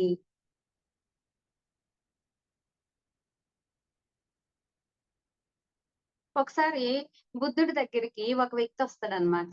వచ్చి అయ్యా నీలాంటి వాడు ఈ భూమి మీద ఇంతవరకు లేడు. ఇక మీదట రాబోడు అంటాడు. అనంగానే బుద్ధుడు ఏం మాట్లాడుతున్నావు నువ్వు అని కోప్పడతాడు. అదేంటండి మిమ్మల్ని పొగుడుతున్నాను అంటే, నువ్వు చూసావా? గతంలో నాలాంటి వాళ్ళు లేరని నువ్వు చూసావా? భవిష్యత్తులో రాబోరని నువ్వు చూసావా? కాబట్టి అలాంటి మాటలు మాట్లాడొద్దు అంటాడనమాట. అంటే మనం చూడండి మనల్ని ఎవరన్నా పొగిడారనుకోండి, నా అంతటోళ్ళు లేరని చెప్పి అలా చూస్తుంటాం అనమాట. మన మన గొప్పని మనం చెప్పుకోవడానికి ఎప్పుడు ప్రయత్నం చేస్తూ ఉంటాం. నేను అలాగా, నేను ఇలాగా అని జెప్పి. అది వద్దు. స్వాతిశయాన్ని ఆపేయండి. అంటే ఆ క్షణంలో హ్యాపీ ఫీల్ అవ్వచ్చు. కానీ దాన్ని పట్టుకొని నేను చాలా గొప్పవాడిని అన్న ఫీల్‌లోకి మనం ఎళ్ళొద్దు అని చెప్తున్నాడు. ఇంకా స్వాతిశయం వల్ల ఏమవుతదంటే మనకే నష్టం జరుగుతది. ఫర్ ఎగ్జాంపుల్ విశ్వామిత్రుడు. చూడండి వశిష్ఠుడి దగ్గరికి ఎళ్తాడు. త్రిశంకుడు. నన్ను స్వర్గానికి పంపించు అని. ఆయన ఎన్‌లైటెండ్ మాస్టర్ గదా! అందుకని ఆయన అది పంపించడం అవ్వదండి. ఎవరికి వాళ్ళు చేసుకోవాలండి అంటాడు. విశ్వామిత్రుడి దగ్గరికొచ్చి నువ్వు నీ అంత గొప్పోళ్ళు లేరు. అది ఇది అని జెప్పేసి పొగడగానే ఈయన స్వాతిశయంలోకెళ్ళిపోతాడు ఫ్రెండ్స్. ఎళ్ళిపోయి నేను పంపిస్తానులే అని జెప్పి పంపిస్తాడు. స్వర్గంలోకి ఇలా రాగూడదు అని జెప్పి అక్కడి నుంచి తోసేస్తే ఇంత అవమానం జరుగుద్దా అని త్రిశంకు స్వర్గాన్ని సృష్టిస్తాడు. దానివల్ల ఏమైంది? విశ్వామిత్రుడు అప్పటి వరకు సంపాదించుకున్న సాధన చేసిన ఎనర్జీ అంతా దానికి పెట్టేసాడు. ఇంక మళ్ళీ జీరో అయిపోయాడాయన. కాబట్టి మనలో ఎప్పుడైతే స్వాతిశయం మొదలవుతదో ఆటోమేటిక్‌గా అహంకారం వచ్చేస్తది. అహంకారం ఎప్పుడైతే వచ్చేసిందో మనం దాని తాలూకి ఏదో ఒక పని చేస్తాము. మన ఎనర్జీ అంతా మనం కోల్పోతాం ఫ్రెండ్స్. సో, స్వాతిశయాన్ని నిరంతరం నాశనం చేసుకుంటూ ఉండాలి ఎప్పటికప్పుడు. నేను చెయ్యడం లేదు. నా ద్వారా మాస్టర్స్ చేపిస్తున్నారు అన్న భావనలో మనం ఎప్పుడైతే చేస్తామో, అప్పుడు మనలో స్వాతిశయం అనేది మనల్ని మనం తగ్గించుకోగలుగుతాం. నేను చేస్తున్నాను అనుకుంటే మనకు తెలియకుండానే ఆ స్వాతిశయం అనేది వచ్చేస్తది. నెక్స్ట్ నాలుగో పాయింట్. సద్గుణాల పునాదులు నిర్మించుకోవాలి. సద్గుణాల పునాదులు నిర్మించుకోవాలి.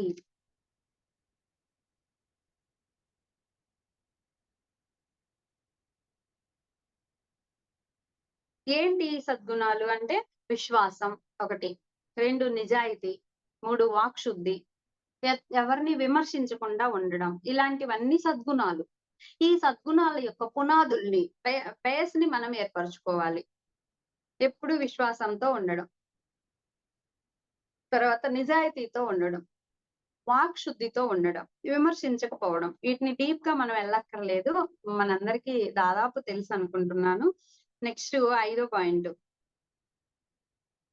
నిరంతరం నైపుణ్యం గల పనులు చేస్తూ ఉండాలి.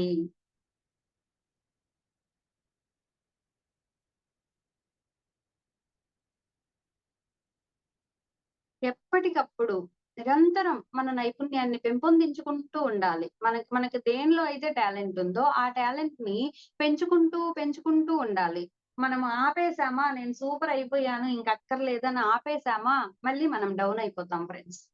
సో, మన నైపుణ్యాన్ని పెంచుకోవాలి. దీనికి ఎగ్జాంపుల్ చెప్పాలంటే ఒక తండ్రుంటాడనమాట. అతను శిల్పి. కొడుక్కి ఆ శిల్ప కళను నేర్పిస్తాడు. నేర్పించిన తర్వాత ఆ కొడుకు మంచిగా ఒక శిల్పాన్ని చెక్కుతాడు. చెక్కితే కొడుకు తండ్రి దగ్గరికొచ్చి నాన్న ఇదెలా ఉంది అంటే, నాన్న అంతా బానే ఉంది గానీ, ఇదిగో ఇక్కడ కొంచెం వంకరుంది అని చెప్తాడనమాట. దాన్ని తీసుకెళ్ళి షాప్‌లో చూపిస్తే చాలా చాలా డబ్బులకి అమ్ముడుపోతది. మా నాన్న ఏంటి ఇలా అన్నాడు, అందరికి భలే నచ్చేసింది అనుకుంటాడు. సరేలే అని జెప్పి మళ్ళీ రెండో శిల్పం తయారు జేస్తాడు. మళ్ళీ వాళ్ళ నాన్న దగ్గరకొస్తే, "ఇదిగో నాన్న ఇక్కడ కొంచెం వంకుంది" అని జెప్తాడు. మా నాన్న నేనెంత మంచిగా జేసినా ఇలాగే అంటాడు అని జెప్పి అనుకోని, ఇంకా ఎళ్లి అమ్మితే అది అందరూ మెచ్చుకుంటారనమాట. బయటోళ్ళందరూ మెచ్చుకుంటున్నారు నేను జేసినియి. మా నాన్న మాత్రం ఏదో ఒక వంక పెడుతున్నాడు. ఇక మీదట మా నాన్న మాట వినొద్దు. మా నాన్న దగ్గర సజెషన్ తీసుకోవద్దు అనుకోని ఆపేస్తాడనమాట. ఆపేసి ఇతను తయారు జేసి నేను సూపరు, నేను భలే జేస్తున్నా అది ఇది అనుకోని ఆ క్రియేటివిటీని కొత్త కొత్తగా ఉపయోగించడం మానేస్తాడు.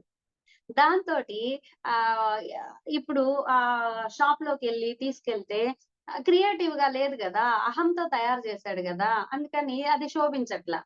దాంతోటి ఆయనేం జే రేట్లు తగ్గిపోతా ఉంటాయన్నమాట.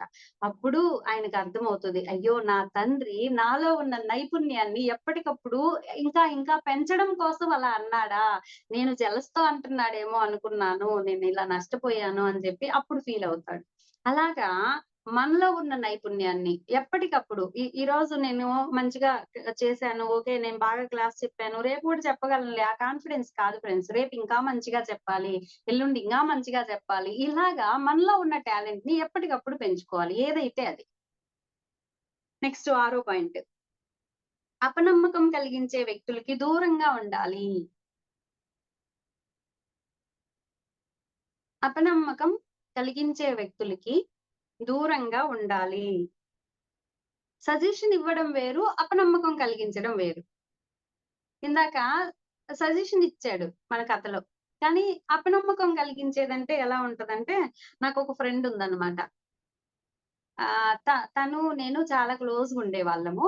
అయితే ఇంతకుముందు చాలా మంచిగా ఉండేది. ఎప్పుడైతే నేను ఈ కర్మ ధ్యానము, ఈ డ్రీమ్సు వీటిల్లో వర్క్ చేయడం మొదలుపెట్టానో, ఇంకా ఆ! నా నా నాలో అపనమ్మకం కలిగించడం మొదలుపెట్టింది.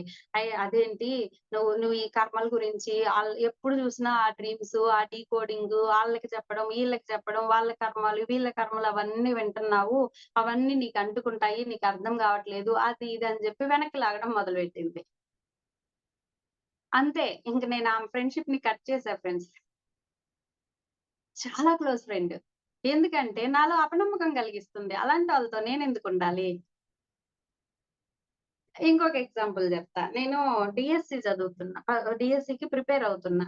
ఫస్ట్ టైమ్ అన్నమాట. అది ఎలా వచ్చిందో నాకు తెలీదులే గానీ ఆహ్, బీఈడీ అయిపోయింది. అయిపోయిన వెంటనే ఇంకా ఎగ్జామ్స్ గూడా అవ్వలేదు అప్పటికి. ఎగ్జామ్స్ అవ్వకముందే డీఎస్సీ పడింది. నేను అప్లై చేశాను. ఎగ్జామ్స్ రాసి వెంటనే మళ్ళీ కోచింగ్‌కొచ్చేసా. కోచింగ్ సెంటర్‌కి. వచ్చి అక్కడ చదువుకుంటుంటే ఒక సీనియర్ అక్కొచ్చింది. సీనియర్ అక్కొచ్చి, "అబ్బో! రాత్రుళ్ళు పగుళ్ళు పడి పడి చదువుతున్నావే! ఇక్కడ 4 సార్లు నుంచి రాస్తున్నాం. మాకే దిక్కులేదు నువ్వు కొట్టేద్దామనే" అనింది. బాగా తెలిసిన అక్కనమాట. సీనియర్ అక్క. ఇంకా ఆ రోజు నుంచి ఆమెకు దూరమైపోయా నేను. ఆమెకు దూరంగెళ్ళిపోయి రూమ్‌లో కూర్చొని చదువుకోవడం మొదలుపెట్టా. సో ఫ్రెండ్స్ అలాగా మనకి అపనమ్మకం కలిగించే వాళ్ళు ఎవరైతే ఉంటారో ఆళ్ళని ఎవరైనా సరే దూరం పెట్టేసేయండి. వాళ్ళ మాట ఒకవేళ ఇంట్లో వాళ్ళనుకో ఆళ్ళనెలా దూరం పెడతామండి? ఫ్రెండ్ కాబట్టి పో అని దూరం పెట్టావు అంటే, వాళ్ళ మాటల్ని ఎక్కించుకోకండి. మీ బుర్రలోకి తీసుకోకండి. ఓకే. నెక్స్ట్ ఏడో పాయింట్. అధిష్టానం పట్ల విశ్వాసం కోల్పోకుండా ఉండాలి. అధిష్టానం పట్ల విశ్వాసం కోల్పోకుండా ఉండాలి. అంటే నేనిది చెయ్యగలనో లేదో అని మనకి డౌటొస్తది. ఖచ్చితంగా వస్తది. కాన్ఫిడెన్స్ పోతది. అప్పుడేం చెయ్యాలంటే భగవంతుడు మనకి సహాయం చేసినటువంటి విషయాల్ని గుర్తు చేసుకోవాలి. ఫర్ ఎగ్జాంపుల్ రామదాసు గుడి కట్టించడానికి రెడీ అయిపోయిండు. మరి గుడి కట్టించాలంటే ఆయన దగ్గర డబ్బులు లేవు గదా! ప్రజల అందరి దగ్గరికెళ్ళి అడుగుతూ ఉన్నాడు. గుడి కట్టిస్తామమ్మా అని కలెక్ట్ చేస్తున్నాడు. కలెక్ట్ చేస్తుంటే పక్కన ఎవరో వచ్చి అన్నారనమాట. "అయ్యా! నువ్వు ఇంత పెద్ద గుడి పెట్టుకున్నావు. ఈ కొంచెం కొంచెం వీళ్ళిచ్చేయి ఎలా సరిపోతాయయ్యా" అంటే, అప్పుడు ఆయన అంటాడనమాట. "మన పని మనం చేద్దాం. భగవంతుడు చూసుకుంటాడు. రాముడు చూసుకుంటాడు." మనకేంటి బెంగ అన్నాడనమాట. ఇలాగా అధిష్టానం పట్ల అంటే మన గురువుల పట్ల, మన భగవంతుడి పట్ల విశ్వాసం కోల్పోకుండా ఉండాలి. ఎట్లాంటి పరిస్థితిలో అయినా. విశ్వాసం కోల్పోకుండా ఉండాలి. ఒకసారి ఒక శివ భక్తుడుంటాడనమాట. ఈ శివ భక్తుడు ఏం చేస్తాడంటే ఈ ఒక రాక్షస స్త్రీ ఉంటది. ఆమె ఒక వెరైటీ టాలెంట్ అన్నమాట. ఆమె కోరుకుంటది శివుడిని. నేనెక్కడికెళ్తే అక్కడికి ఆ ఊరు కదిలిపోవాలి అని కోరుకుంటది. ఆ విధంగా కదిలిపోతది. ఒకసారి ఈ శివ భక్తుడు దొరుకుతాడు ఆమెకి. ఆమె ఆమె ఇతన్ని చంపాలనుకుంటది. కట్టేస్తదనమాట. అంటే వాళ్ళ దేవతకి ఇతన్ని చేయాలి అనుకుంటది. అయితే అతన్ని చంపాలనుకుంటే, సరే నువ్వు సరెండర్ అయిపో అంటే, నా శివుడు నన్ను కాపాడతాడు అంటాడు. ఏంటేంటి నా చేతిలో ఉన్నావు కట్టేసింది. ఇంకా శివుడు కాపాడటం ఏంటి అంటదామె. అంటే లేదు నా శివుడు నన్ను కాపాడతాడు అంటే, సరే ఎలా కాపాడతాడో చూస్తా అని జెప్పి కత్తెత్తి ఇప్పటికైనా ఒప్పుకో అంటది. లేదు నా శివుడు కాపాడతాడంటే, ఇలా కరెక్ట్‌గా మెడ మీదకి వచ్చేసరికి ఇప్పుడైనా ఒప్పుకో అంటది. లేదు నా శివుడు కాపాడతాడు అంటాడు. అంతే. ఇంగ వెంటనే ఆ శివుడు ప్రత్యక్షమైపోయి ఆమెని కొట్టేసి అతన్ని రక్షించుకుంటాడనమాట. కాబట్టి ఎలాంటి సిట్యుయేషన్‌లో అయినా మనము అధిష్టానం పట్ల ఎప్పుడూ విశ్వాసం కోల్పోకుండా ఉండాలి. మనకి ఏ చిన్న కష్టమొచ్చినా దేవుడు నాకు హెల్ప్ చేయలేదు. ఇంగ వేస్టు. నేను ఈయన్ని నమ్ముకోవద్దు. ఇంకొకళ్ళ వైపుకెళ్ళిపోతా. ఇలా ఆలోచిస్తాం మనం. అందుకే గదా! ఈ మత మార్పిడులన్నీ జరుగుతున్నాయి. ఎందుకంటే అధిష్టానం పట్ల విశ్వాసం లేదు. Okay friends. Next 8th point. నిరంతరం ధర్మ ప్రచారం చేస్తూ ఇతరులు చేసేలాగా ప్రోత్సహిస్తూ ఉండాలి. నిరంతరం ధర్మ ప్రచారం చేస్తూ ఇతరులు చేసేలా ప్రోత్సహిస్తూ ఉండాలి.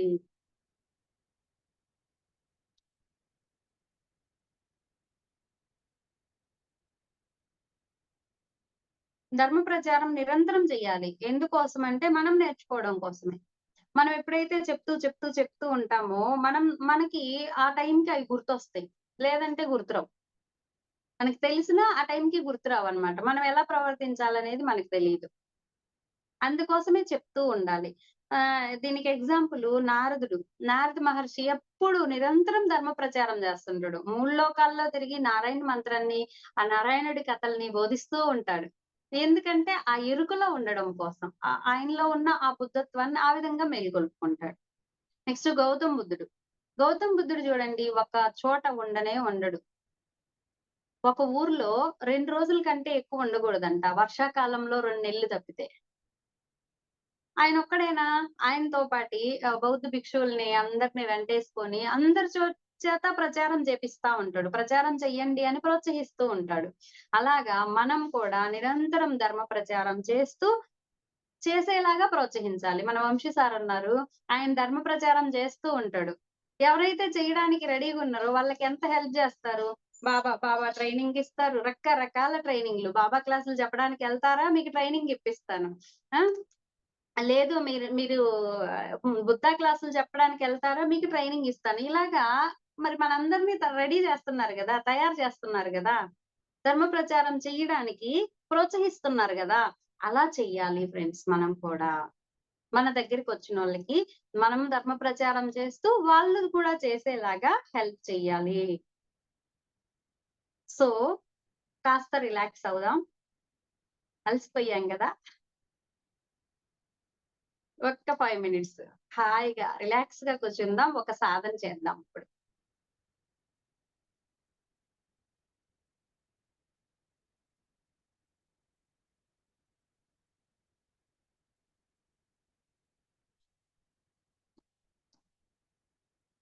Relax friends.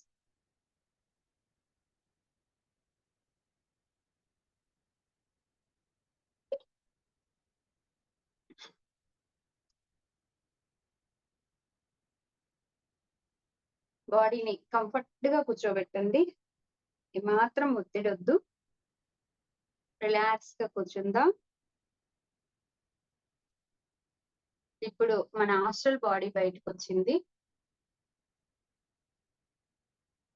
మీ సూక్ష్మ శరీరం మీ లోపల నుంచి బయటకొచ్చి మీ ఎదురుగా కూర్చొనుంది. ఏం లేదు. మీరు కళ్ళు మూసుకొని కూర్చున్నారు గదా! మీ ఎదురుగా ఇంకొక మీరు కూర్చొనుంటారు. అంతే యాస్ట్రల్ బాడీ రావడం అంటే. అయ్యో! అది నాకు రావట్లేదే ఫీల్ అక్కర్లేదు. ఊహించుకోండి. మీ ఎదురుగా మిమ్మల్ని ఊహించుకోండి.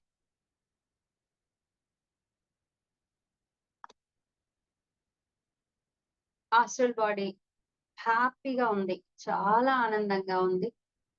చాలా ప్రశాంతంగా ఉంది. సాక్షి తత్వంలో ఉంది. సాక్షిగా చూస్తూ ఉంది. ఏమి పట్టనట్టు. దాని లోకంలో అదుంది. ఏ సుఖాలు లేవు. ఏ దుఃఖాలు లేవు. మంచి లేదు. చెడు లేదు.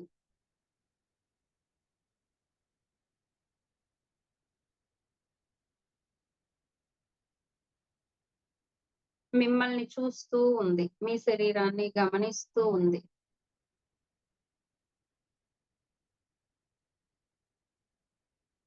ఇప్పుడు ఒకవైపు మీకు అస్సలు ఇష్టం లేని వ్యక్తి కూర్చొనున్నారు. ఇంకొక వైపు బాగా ఇష్టమైన వ్యక్తి కూర్చొనున్నారు మీతో. ఒక ఇష్టం లేని వ్యక్తి, బాగా ఇష్టమైన వ్యక్తి.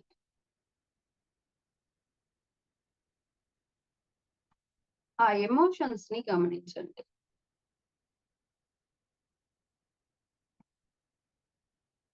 ఇష్టమైన వ్యక్తి కూడా మీకిష్టం లేకుండా ప్రవర్తిస్తున్నారు.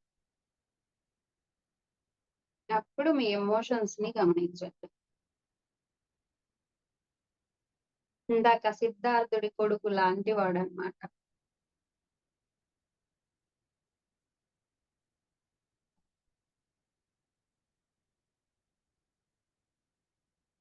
మీ బిడ్డ. మీరు చెప్పినట్టు అస్సలు వినట్లేదు. మీరు ఏం చెప్పినా వ్యతిరేకిస్తున్నాడు.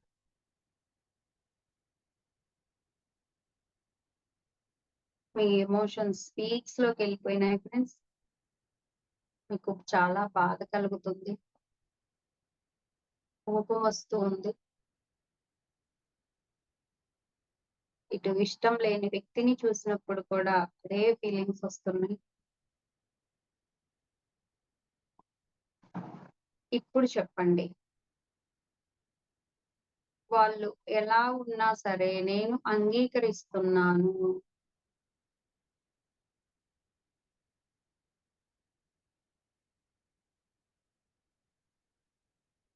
వారు ఎలా ఉన్నా సరే నేను అంగీకరిస్తున్నాను.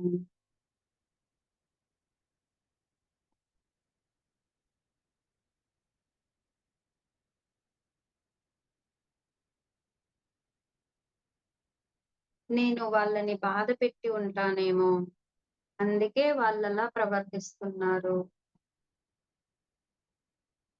కనుక నేను హృదయపూర్వకంగా వాళ్ళని క్షమించమని అడుగుతున్నాను. వాళ్ళని క్షమించమని అడగండి హృదయపూర్వకంగా.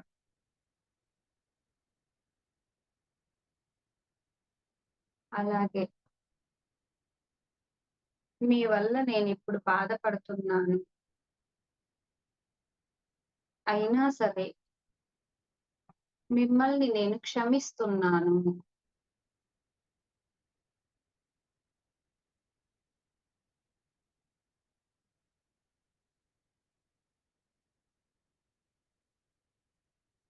గతంలో నేను మిమ్మల్ని బాధ పెట్టాను కనుక క్షమించమని అడుగుతున్నాను. ఇప్పుడు మీరు బాధ పెడుతున్నారు కనుక మిమ్మల్ని క్షమించి వేస్తున్నాను.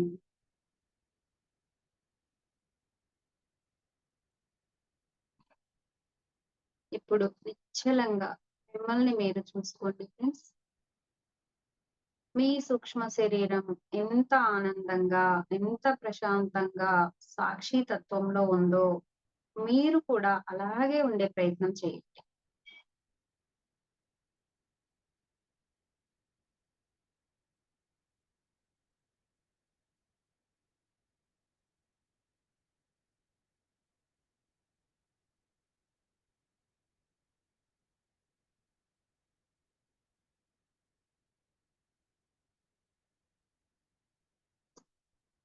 ఇప్పుడు మీ ఎదురుగా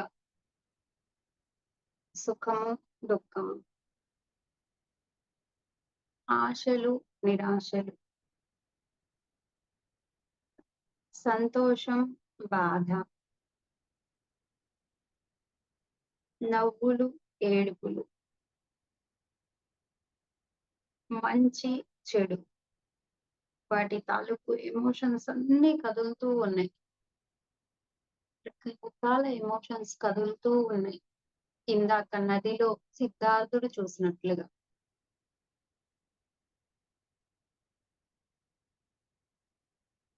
దుఃఖ సంఘటనలు, ఆనందం సంఘటనలు, మంచివి అనిపించిన సంఘటనలు, చెడ్డవి అనిపించిన సంఘటనలు అలా కదులుతూ ఉన్నాయి.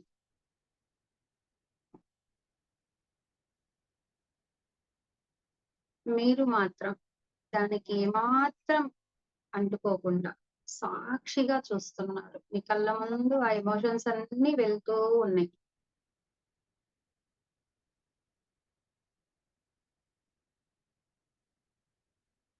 సాక్షి తత్వంలో ఉన్నారు. ఏ ఎమోషన్స్ ని మీరు అంటించుకోవటం లేదు.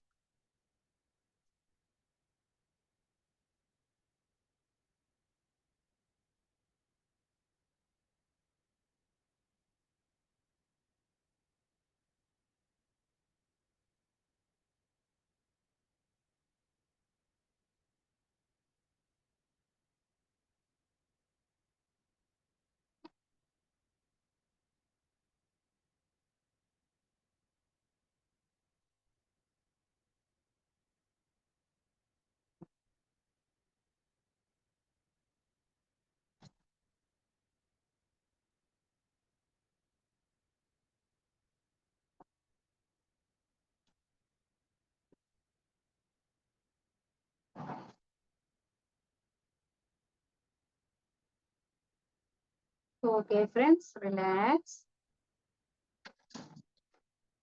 రిలాక్స్.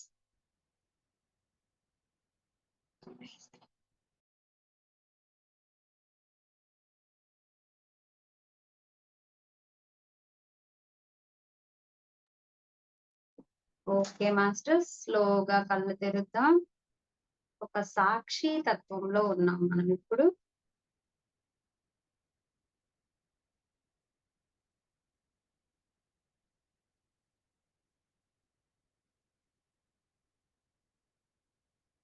సో ఫ్రెండ్స్, మనం ఇక్కడ ఏం నేర్చుకుంటాము అంటే, మన జీవితంలో అనేక సంఘటనలు జరుగుతూ ఉంటాయి. అవునా? మనం ఊహించనివి ఎన్నో జరుగుతూ ఉంటాయి. ఎన్నో విపత్కరాలు వస్తూ ఉంటాయి. దాన్ని బట్టి మన జీవితంలో జరిగే విషయాలన్నీ మన చేతుల్లో లేవు అని అర్థమవుతది. అవునా? మన చేతుల్లో ఏం లేవు. ఏది జరగాలో అది జరుగుతది. అయితే వాటిని ఏ విధంగా మార్చుకోవాలి అనేది మాత్రం మన చేతుల్లో ఉంది.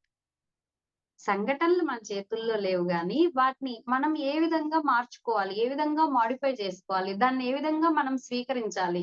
దాని నుంచి జ్ఞానాన్ని ఏ విధంగా పొందాలి? అనేది మాత్రం మన చేతుల్లో ఉంటుంది. కాబట్టి దీనికి ఎగ్జాంపుల్ చెప్పాలంటే సీతాదేవిని తీసుకుందాం. సీతాదేవి పెళ్ళైన వెంటనే ఆహ్, కొత్త వధువు పెళ్ళైన కొన్నాళ్ళకే అడవులకెళ్ళాల్సొస్తది. వెళ్ళాల్సొచ్చినప్పుడు యాక్చువల్‌గా అయితే అది కష్టమైన విషయం. అవునా? కాదా?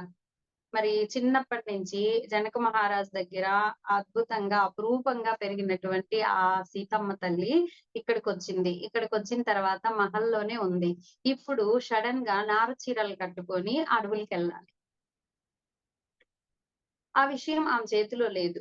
కానీ దాన్ని ఏ విధంగా మలుచుకోవచ్చు అని ఆమె ఆలోచించింది ఫ్రెండ్స్. ఆలోచించి ఆమె ఏం చేసింది, ఓకే. నా భర్తతో ఏకాంతంగా, ఆనందంగా, ప్రేమగా ఉండేటువంటి కాలం నాకు లభించింది అని ఆమె మైండ్‌ని ఆమె ట్యూన్ చేసింది. ఆ విధంగానే ఆనందంగా జీవించడం మొదలుపెట్టింది. ఓకే. సుఖాలు లేవు. లేని సుఖాల గురించి ఆమె ఆలోచించడం మానేసి ఆనందాన్ని వెతుక్కుంది ఫ్రెండ్స్. ఆనందం ఉంది గదా! సుఖం లేకపోవచ్చు. సుఖం వేరు, ఆనందం వేరు. ఆ పట్టు పరుపులు అవన్నీ సుఖాలు. కానీ మనసుకి ఆ హ్యాపీ కలిగించే ఆ ప్రేమతత్వం అనేది ఆనందం. సో, ఆమె దీన్ని ఆలోచించకుండా దాన్ని పట్టుకుంది. అప్పుడు ఆమె ఎలా ఎలా మలుచుకుంది తన జీవితాన్ని? హ్యాపీగా మలుచుకుంది. అలాగే మన జీవితంలో కూడా వచ్చే కష్టాలు వస్తాయి. కానీ వాటిని ఎలా మలుచుకోవాలి అనేది మన చేతుల్లో ఉంది ఫ్రెండ్స్.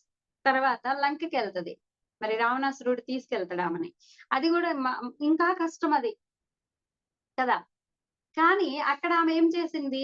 ఆ లంకలో కూడా ఆ వ్యతిరేకమైన పరిస్థితుల్లో, ఆ నెగెటివ్ పరిస్థితుల్లో ఇవి మరీ దారుణమైనవి. అయినా సరే వాటన్నిటి మీద ఆమె ఫోకస్ చేయకుండా ఆమె ఏం చేసింది? ధ్యానంలో కూర్చుంది హాయిగా. నిరంతరం ధ్యానంలో కూర్చుంది. సాధన చేసింది. ఎంతో ఎనర్జీని పెంచుకుంది. ఓకే. ఆమె ఆర చివరికి ఎలా అయిందంటే గోల్డ్ కలర్‌లో అయిపోయి అదంట అలా ఎగిసిపడుతూ ఉందంట. లంక నుంచి వచ్చేటప్పుడు. ఆమె ఆర కలర్ అలా అయిపోయింది. అంటే సాధన చేసి, చేసి, చేసి మామూలుగా అయితే ఆ రాజ్యంలో ఉందనుకో సాధన చేయడం అవుతదా ఫ్రెండ్స్? అవ్వదు గదా! అలాగే రాముడి దగ్గర ఉన్నప్పుడైనా సరే అంత సాధన చేయడం అవ్వదు గదా! కానీ ఇప్పుడు అలా ఆమె యుటిలైజ్ చేసుకొని, ఆ కష్టకాలంలో ఆ కాలాన్ని వృధా చేసుకోకుండా సాధనలు చేసి, ఆమె ఆహారాన్ని అద్భుతంగా తయారు చేసుకుంది.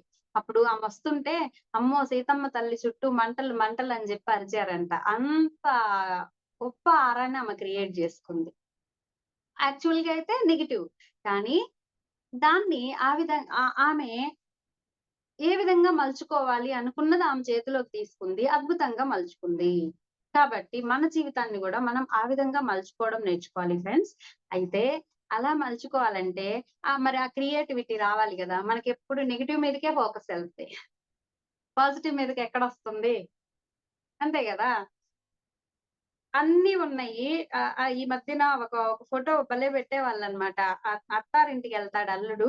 అరిటాకులో ఎన్ని ఐటెమ్స్ ఉంటాయో 100 ఐటెమ్స్ పెడతారు. అన్నీ ఇలా చూస్తాడు. చూసి "అప్పడం లేదే అత్త" అంటాడనమాట. అది మన లైఫు. అన్నీ ఉన్నాయి. ఏదో ఒకటి కొరవైంది. దాని మీద ఫోకస్ పెడతాం. అలా కాకుండా మన జీవితాన్ని మనకి నచ్చినట్టుగా మలుచుకోవాలంటే దానికొక క్రియేటివిటీ రావాలి. అలా రావాలంటే మనం కొన్ని పాయింట్స్ ఫాలో అవ్వాలి ఫ్రెండ్స్. చూద్దామా ఆ పాయింట్స్? సరే. ఎప్పుడు ఉన్నది ఉన్నట్లుగా చూడగలిగే నేర్పు అలవరుచుకోవాలి. First point. ఉన్నది ఉన్నట్లుగా చూడగలిగేటటువంటి నేర్పు అలవరుచుకోవాలి.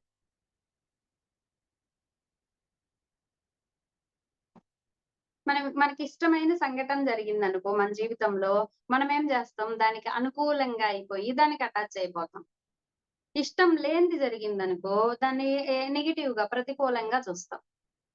అలా కాకుండా సరైన దృష్టితో చూడగలగాలి. ఇష్టమైంది గాని, ఇష్టం లేనిది గాని, ఓకే. నా జీవితంలో ఇప్పుడు ఇలా వచ్చిందా? అన్నది కరెక్ట్‌గా సరైన దృష్టితో చూడగలగాలి. దాన్ని నెగెటివ్‌గా చూడగూడదు, పాజిటివ్‌గా చూడగూడదు. అప్పుడు మన జీవితాన్ని ఎలా మలుచుకోవాలి అనేది మనకర్థమవుతుంది.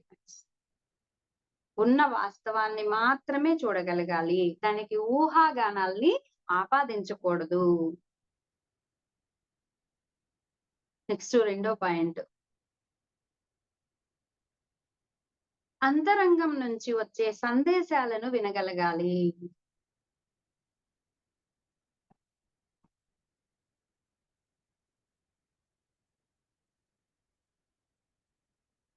అంతరంగం నుంచి వచ్చే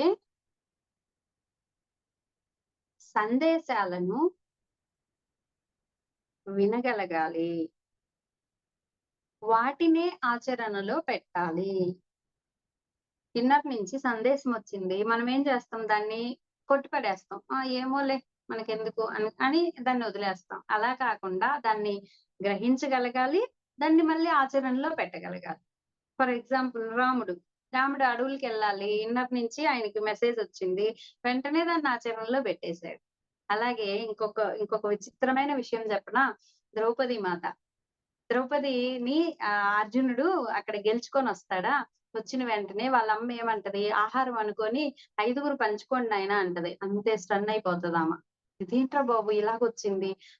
విధి నుంచి వచ్చిందా ఇది అని చెప్పి ఆమె ఎళ్లి దూరంగా ఏడ్చుకుంటా కూర్చుంటది. కాదు, నా ఇన్నర్ నుంచి నేను సందేశం తీసుకోవాలి అని చెప్పి అక్కడ కూర్చుంటది. కూర్చుంటే అప్పుడు ఆమెకి ఇన్నర్ నుంచి సందేశం వస్తది. అవును, నువ్వు ఆ 5గురిని పెళ్లి చేసుకోవాల్సుంటుంది. ఎందుకంటే ఆ 5గురిని కలిపి ఉంచగలిగేటువంటి శక్తి నీకే ఉంది. నువ్వు అగ్నిశయనివి అని చెప్పి ఇన్నర్ నుంచి వాయిస్ వస్తది.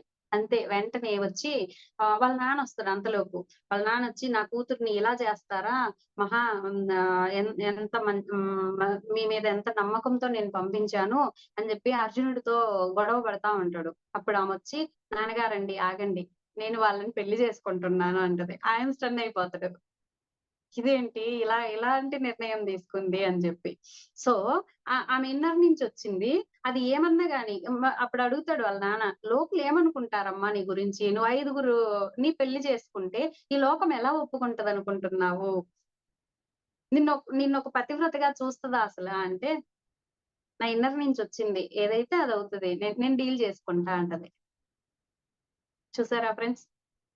ఏదైనా సరే ఇన్నర్ నుంచి మన అంతరంగం నుంచి ఏ సందేశం వచ్చినా సరే దాన్ని వినుకొని దాన్ని ఫాలో చేసుకోవాలి. అయితే మన మనసు నుంచి వచ్చినయి గూడా అంతరంగం నుంచి వచ్చినయి అనుకునే ప్రమాదం ఉంది. దాన్ని మనము టాలీ జేసుకోవాలి. అంతరంగం నుంచొచ్చిందా? మనసు నుంచొచ్చిందా? మనసు ప్రలోభాల నుంచి వచ్చిందా అన్నది. ఓకే. నెక్స్ట్ మూడో పాయింట్. గతానికి సంబంధించిన నెగెటివ్ విషయాలను పట్టుకోరాదు. క్షమించాలి. గతానికి సంబంధించిన నెగెటివ్ విషయాలని పట్టుకోరాదు. క్షమించాలి. మీకు ఒక కొంగ కథ చెప్తాను ఫ్రెండ్స్. ఎంత స్టన్ అయ్యానంటే ఆ కథ వినగానే నేను ఇంత క్షమ ఉంటదా అని చెప్పి. అయితే ఒక ఒక ఊర్లో గౌతముడు అని ఒక బ్రాహ్మణుడు ఉంటాడనమాట. ఈ బ్రాహ్మణుడు వేదాధ్యయనాలు ఇవన్నీ మానేసి భిక్షాటనతోటి జీవితం గడుపుతుంటాడు. ఎందుకంటే ఇతనికి బద్ధకం ఎక్కువ. అయన్నీ ఎవడు నేర్చుకుంటాడు? పూజలు, వ్రతాలు ఇవన్నీ చేసి డబ్బు సంపాదించాలా? ఆడుకుంటే సరిపోద్ది గదా! అని ఇళ్ళిళ్ళకి భిక్షంకెళ్తాడు. అయితే ఒకరోజు ఏం చేస్తాడంటే ఒక దొంగ ఇంటికి భిక్షానికెళ్తాడు. ఆ దొంగకి బ్రాహ్మణులంటే చాలా గౌరవం ఉంటది. "అయ్యో! మీరు భిక్షమెత్తుకోవడం ఏంటండి? రండి" అని జెప్పేసి ఆయన ఒక ఇల్లిచ్చేసి ఆయనకు పని చేసి పెట్టడానికి ఒక స్త్రీని అంటే విధవరాలైనటువంటి స్త్రీని ఆయనకి అప్పజెప్తాడనమాట. ఈయనేం చేస్తాడు ఆమెతో కనెక్ట్ అయిపోతాడు. ఆ శూద్ర స్త్రీ అన్నమాట ఆమె. ఆమెకి మామూలుగా వేటాడడము, పక్షుల్ని వీటన్నిటిని చంపి వాటిని కాల్చుకొని తినడం ఇలాంటి అలవాటుంటది. వెంటనే ఈయనేం చేస్తాడు, ఇంకా ఆమెతో కనెక్ట్ అయిండు గదా! ఆమె అలవాట్లన్నీ ఈయన అలవాటు చేసేసుకున్నాడు. అడవిలోకెళ్ళడం, బాణాలతో కొట్టడం, చంపడం, కాల్చుకొని తినడం. ఇలా జీవనం సాగిస్తా ఉన్నాడు. ఒకరోజు వాళ్ళ ఊరు నుంచి వాళ్ళ బ్రాహ్మణ ఫ్రెండొస్తాడు.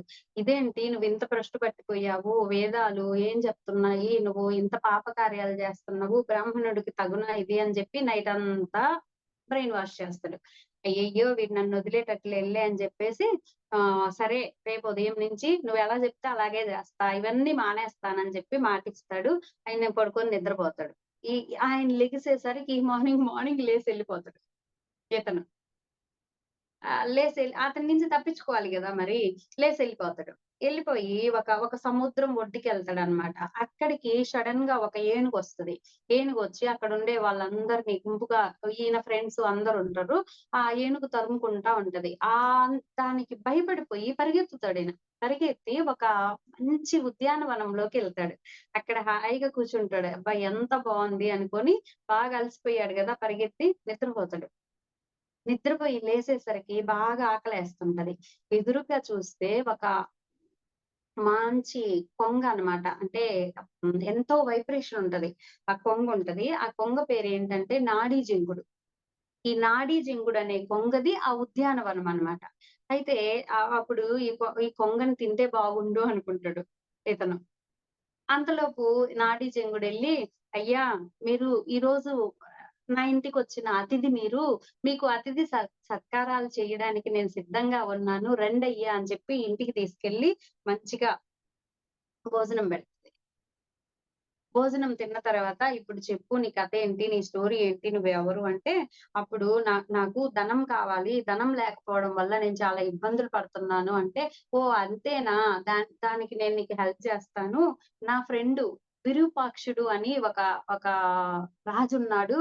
ఆ రాజు ప్రతిరోజు బ్రాహ్మణులకి పూజ చేసి ఆళ్ళకి ఆహ్, డబ్బులు దానంగా ఇస్తూ ఉంటాడు. గౌరవప్రదంగా ఇస్తూ ఉంటాడు. కాబట్టి నిన్నక్కడికి పంపిస్తాను. నువ్వెళ్ళి అతని దగ్గర స్వీకరించు. హాయిగా బతుకు అని చెప్తాడు. సరే అని చెప్పి విరూపాక్షుడి దగ్గరికెళ్తాడు. ఎళ్లి ఇట్లా నాడీ చెంగుడు నీ ఫ్రెండ్ అంట ఆయన పంపించాడు అంటే, మరింత ఎక్కువ మొత్తంలో ఇతనికి ఆ ధనం తీసుకొని మళ్ళీ రిటర్న్ అయ్యొస్తాడు. వస్తూ నైట్ అయిపోతది. కొంగ దగ్గర స్టే చేస్తాడు మళ్ళా. స్టే చేసి రేపు మార్నింగే ఎళ్ళాలి అనుకుంటాడు.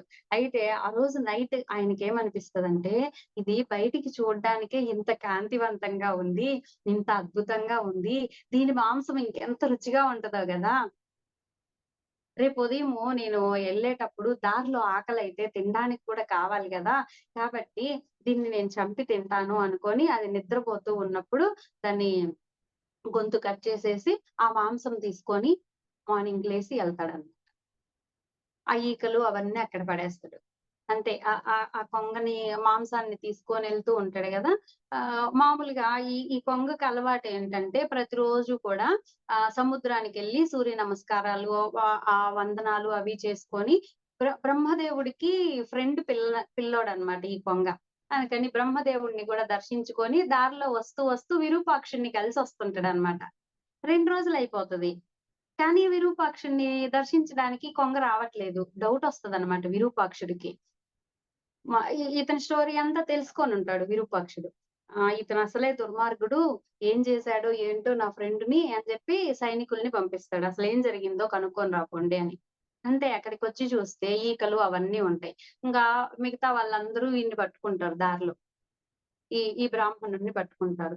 పట్టుకుంటే అప్పుడు చెప్తాడనమాట. ఇదిగో నాకిలా అనిపించింది.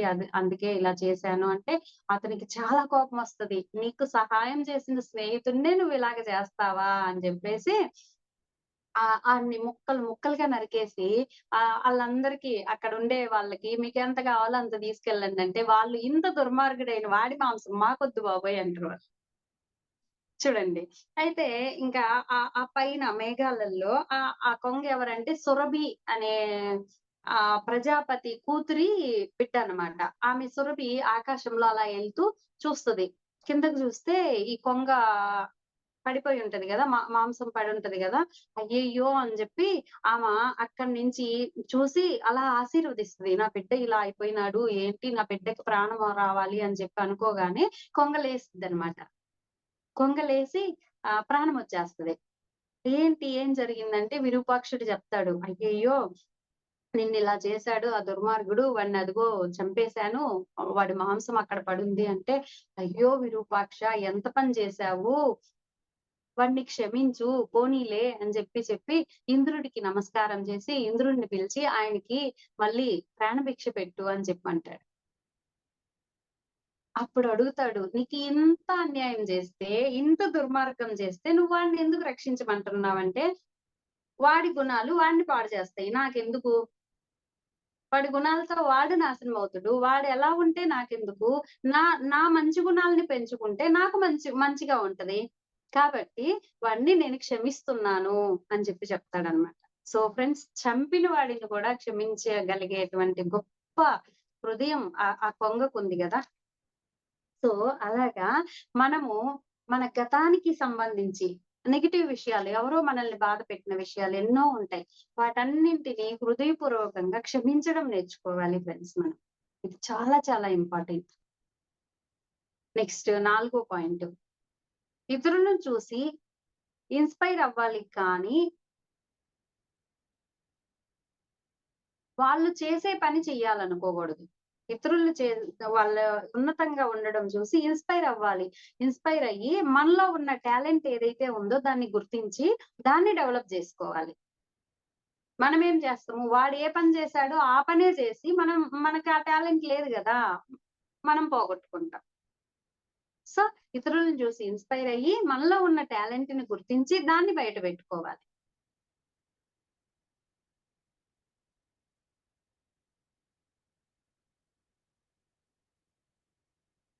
నెక్స్ట్ 5వ పాయింట్, వినటానికి ఎక్కువ ప్రిఫరెన్స్ ఇవ్వాలి. అందరి అనుభవాలను వినడం ద్వారా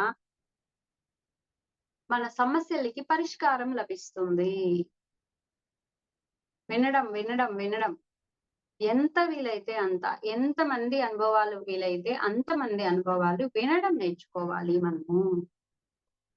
ఫర్ ఎగ్జాంపుల్ బుద్ధుడు యశోదరుని వదిలేసి ఎళ్ళిపోతాడు.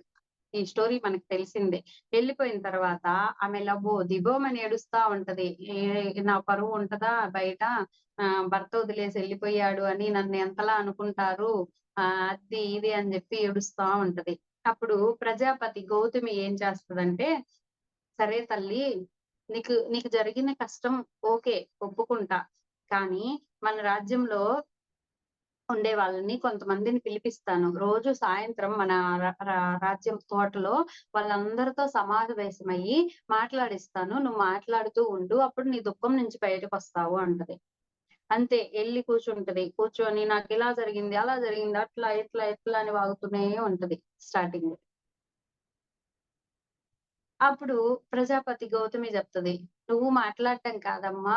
ఎంతసేపు నీ బాధని చెప్పడం గాదు, వాళ్ళతో మాట్లాడించు. నీకేంటి బాధుంది? నీకేంటి బాధుంది? నీకేంటి బాధుందని వాళ్ళతో ఎదురుగా మాట్లాడించు" అంటది. ఆ రోజు నుంచి రౌండ్ కూర్చొని ఒక్కొక్కళ్ళని అడుగుతది. అప్పుడు ఒక్కొక్కళ్ళ కష్టాలు చెప్తారు. "నా భర్త నన్ను తాగి కొడతాడమ్మా. నా భర్త నన్ను వదిలేసి ఎళ్ళిపోయాడమ్మా. నా బిడ్డ ఇలా చేశాడమ్మా." ఇలాగా ఎవ్వడి కష్టాలు, కష్టాలు లేని వాళ్ళెవరు చెప్పండిక్కడ? ఈ కష్టాలన్నీ వాళ్ళందరివి వింటది. ప్రతిరోజు వినడం మొదలుపెడతది. అప్పుడు ఆమెకర్థమవుతది. ఓహో! ఈ ఈ చుట్టుపక్కల ఎవ్వరు కష్టం లేని వాళ్ళంటూ లేరు. నాకే పెద్ద కష్టమొచ్చిందనుకోని నేను ఇంతలాగున ఏడుస్తున్నానా? ఓకే. దీన్ని ఓవర్‌కమ్ చేద్దామని అప్పుడు డిసైడ్ అవుతది. సో ఫ్రెండ్స్, వినడం నేర్చుకోవాలి ఫస్టు. మనకి వాసుదేవుడు గూడా నేర్పిస్తాడు గదా! ఎలా వినాలి అనేది మనం నిన్న చూసాము. సో ఫ్రెండ్స్, నెక్స్ట్ మనము బుద్ధత్వం కోసం ప్రయత్నం చేస్తూ ఉన్నాం. ఓకే. బానే ఉంది. ఈ 3 రోజుల నుంచి ట్రైనింగ్ అవుతూ ఉన్నాం. ఎంతో కొంత మార్పు ఖచ్చితంగా వచ్చి ఉంటుంది ఫ్రెండ్స్ మనకి. అవునా కాదా? కనీసం అసల ఆలోచించే ఆ అవేర్‌నెస్ వచ్చింది గదా! ఏంటసల నేను ఎలా ఉండాలి? ఏంటి? నేను ఎలా బ్యాలెన్స్ చేసుకోవాలి? ఇలాంటి ఆలోచనొచ్చింది గదా! అంటే మనలో ఉన్న బుద్ధుడిని ఒక రవ్వ మేలుకొల్పాం. అందులో డౌట్ లేదు. సో, మరి ఆ బుద్ధత్వాన్ని మేల్కొల్పిన దాన్ని మరి నిలబెట్టుకోవాలి గదా! మళ్ళీ పోయినసారి ఫస్ట్ లెవెల్‌లో మనము ట్రైనింగ్ తీసుకున్నాము 3 రోజులు. ఆ తర్వాత మళ్ళీ గ్యాపొచ్చేసింది. మళ్ళా ఇప్పుడు తీసుకుంటున్నాము. మళ్ళీ రేపు ఏంటి పరిస్థితి? కాబట్టి మనలో ఉన్న మేలుకున్న ఆ బుద్ధుడిని ఇంకా కొంచెం ఎనర్జీ ఇచ్చి ఇంకా లేపాలి గదా! దాన్ని డౌన్ చేయగూడదు గదా! అందుకని లేపాలంటే మనము కొన్ని ఫాలో అవ్వాలి ఫ్రెండ్స్. చెప్పుకుందామా మరి?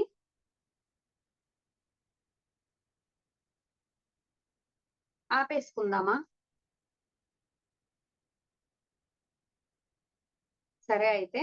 నేను మీ ఇది మళ్ళీ నెక్స్ట్ వీక్ అయినా చెప్పుకుందాం. నెక్స్ట్ సాటర్‌డే అలాగా మనం కలుస్తాం గాబట్టి అప్పుడు చెప్పుకుందాంలే. No problem. అయితే ఇప్పుడు మీకొక ప్రాక్టికల్ చేపిస్తాను నేను. నెక్స్ట్ వీక్ చెప్తానులే. ఎందుకంటే 8 అయిపోయింది. ఒక చిన్న 10 నిమిషాలు ఒక చిన్న ప్రాక్టికల్ చేపిస్తాను. ఈ ప్రాక్టికల్ అయిపోయిన తర్వాత మనకి సార్ సందేశం అందిస్తారు. రాధిక ఈలోపు సార్‌కి ఫోను చేయమ్మా.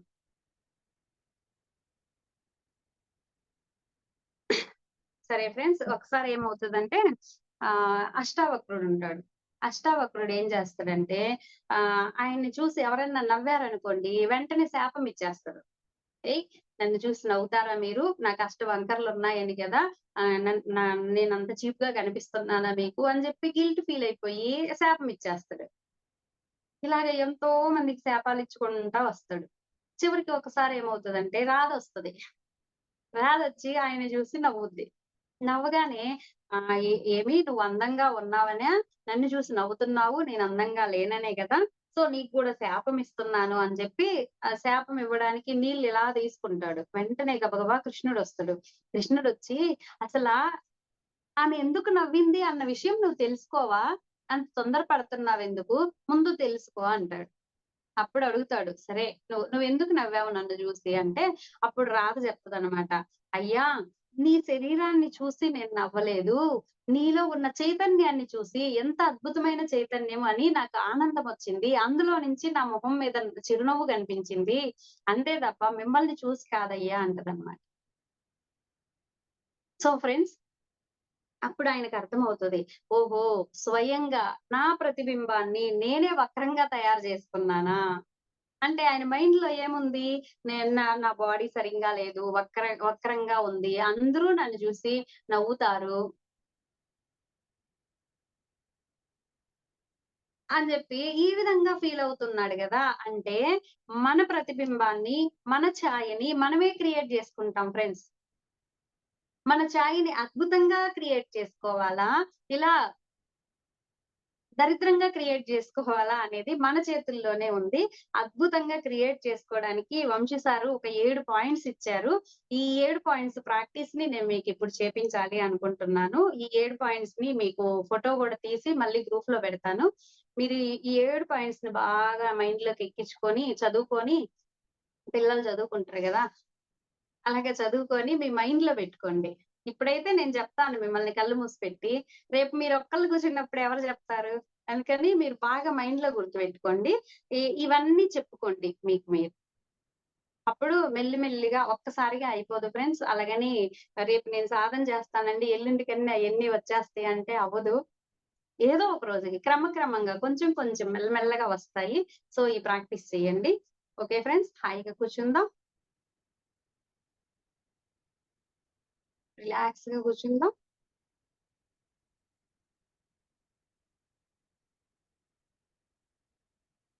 మన బింబాన్ని, మన ప్రతిబింబాన్ని, స్వీయ బింబాన్ని మనం అద్భుతంగా తయారు చేసుకుందాం ఫ్రెండ్స్.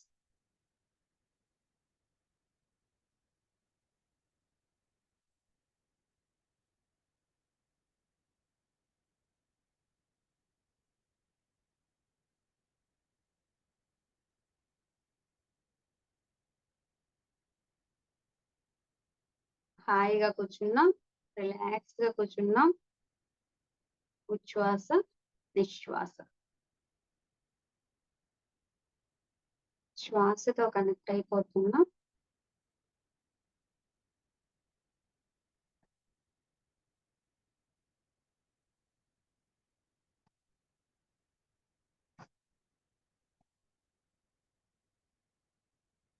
మనస్సు శూన్యం చేశాము.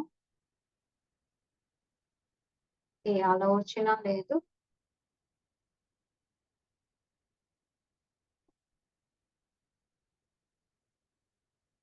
మీకు మీరు చెప్పుకోండి ఫ్రెండ్స్.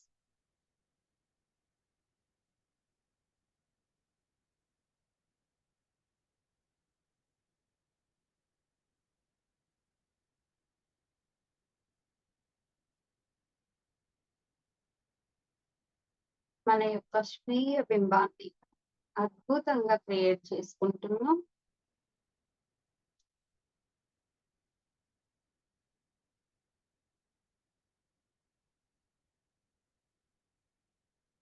మనసులో చెప్పుకోండి. నా విజయానికి, నా సౌందర్యానికి, నా సేవా నిరతికి హద్దే లేదు.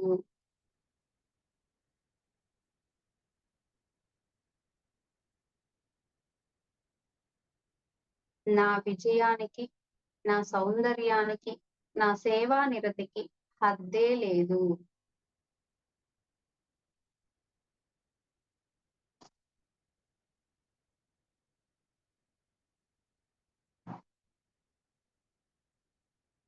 నేను సుదీర్ఘమైన, ఆరోగ్యకరమైన, ఆనందవంతమైన జీవితాన్ని జీవిస్తున్నాను.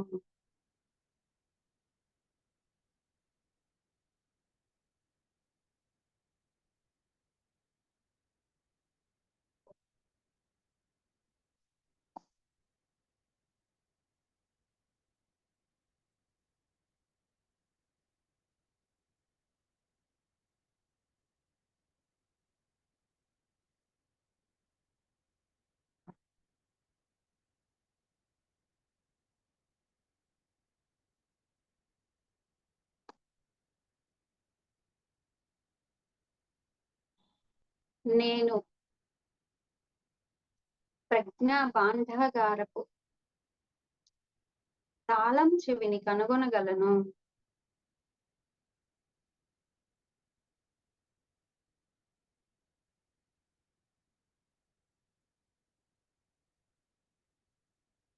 నేను ప్రజ్ఞా భాండాగారపు తాళం చెవిని కనుగొనగలను.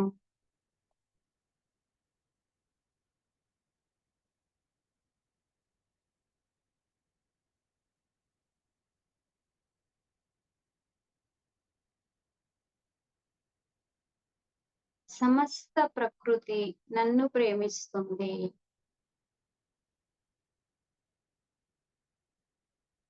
సమస్త ప్రకృతి నన్ను ప్రేమిస్తుంది,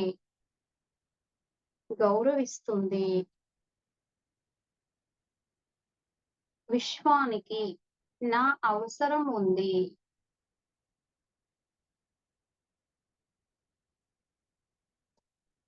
విశ్వానికి నా అవసరం ఉంది.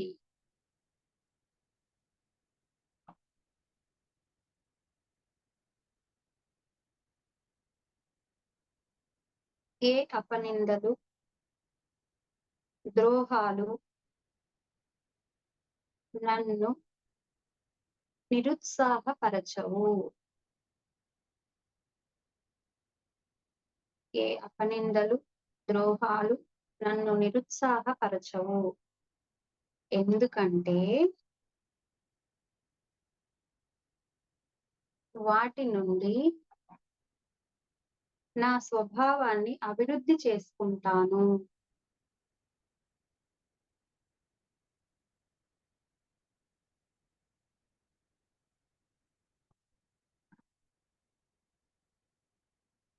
నేను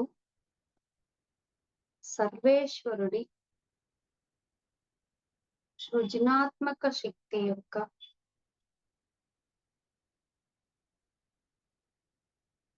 బింబంచే రూపొందించబడ్డాను.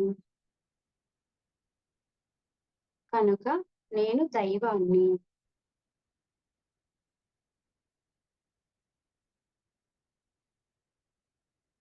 వాస్తవంగా నేను ఎన్నడూ విఫలం అవలేదు. కానీ నేను పాఠాలు నేర్చుకుంటున్నాను.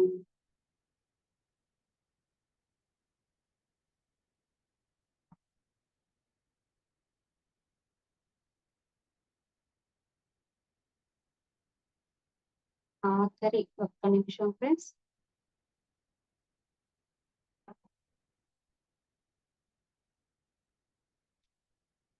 రిలాక్స్.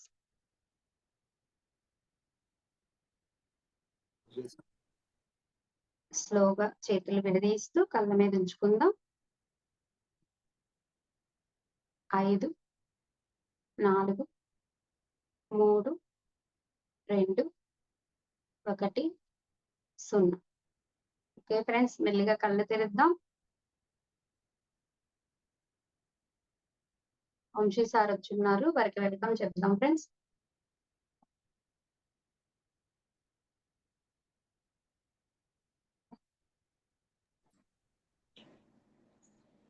హాయ్ మాస్టర్స్, అందరికి అభినందనలు. వాయిస్ క్లియర్ గా ఉందిరా నాది? బాగుంది సార్. కొంచెం సౌండ్ తక్కువ ఉంది. స్లోగా ఉందా? సౌండ్ క్లారిటీ ఉండట్లా కొంచెం. లేదు, అక్కడ పెంచడం కాదు, ఇయర్ ఫోన్ దా.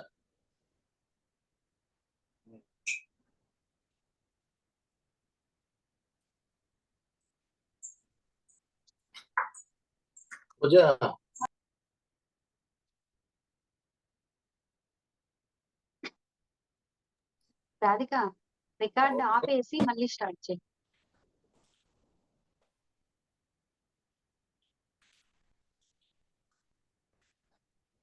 Okay, 3 days work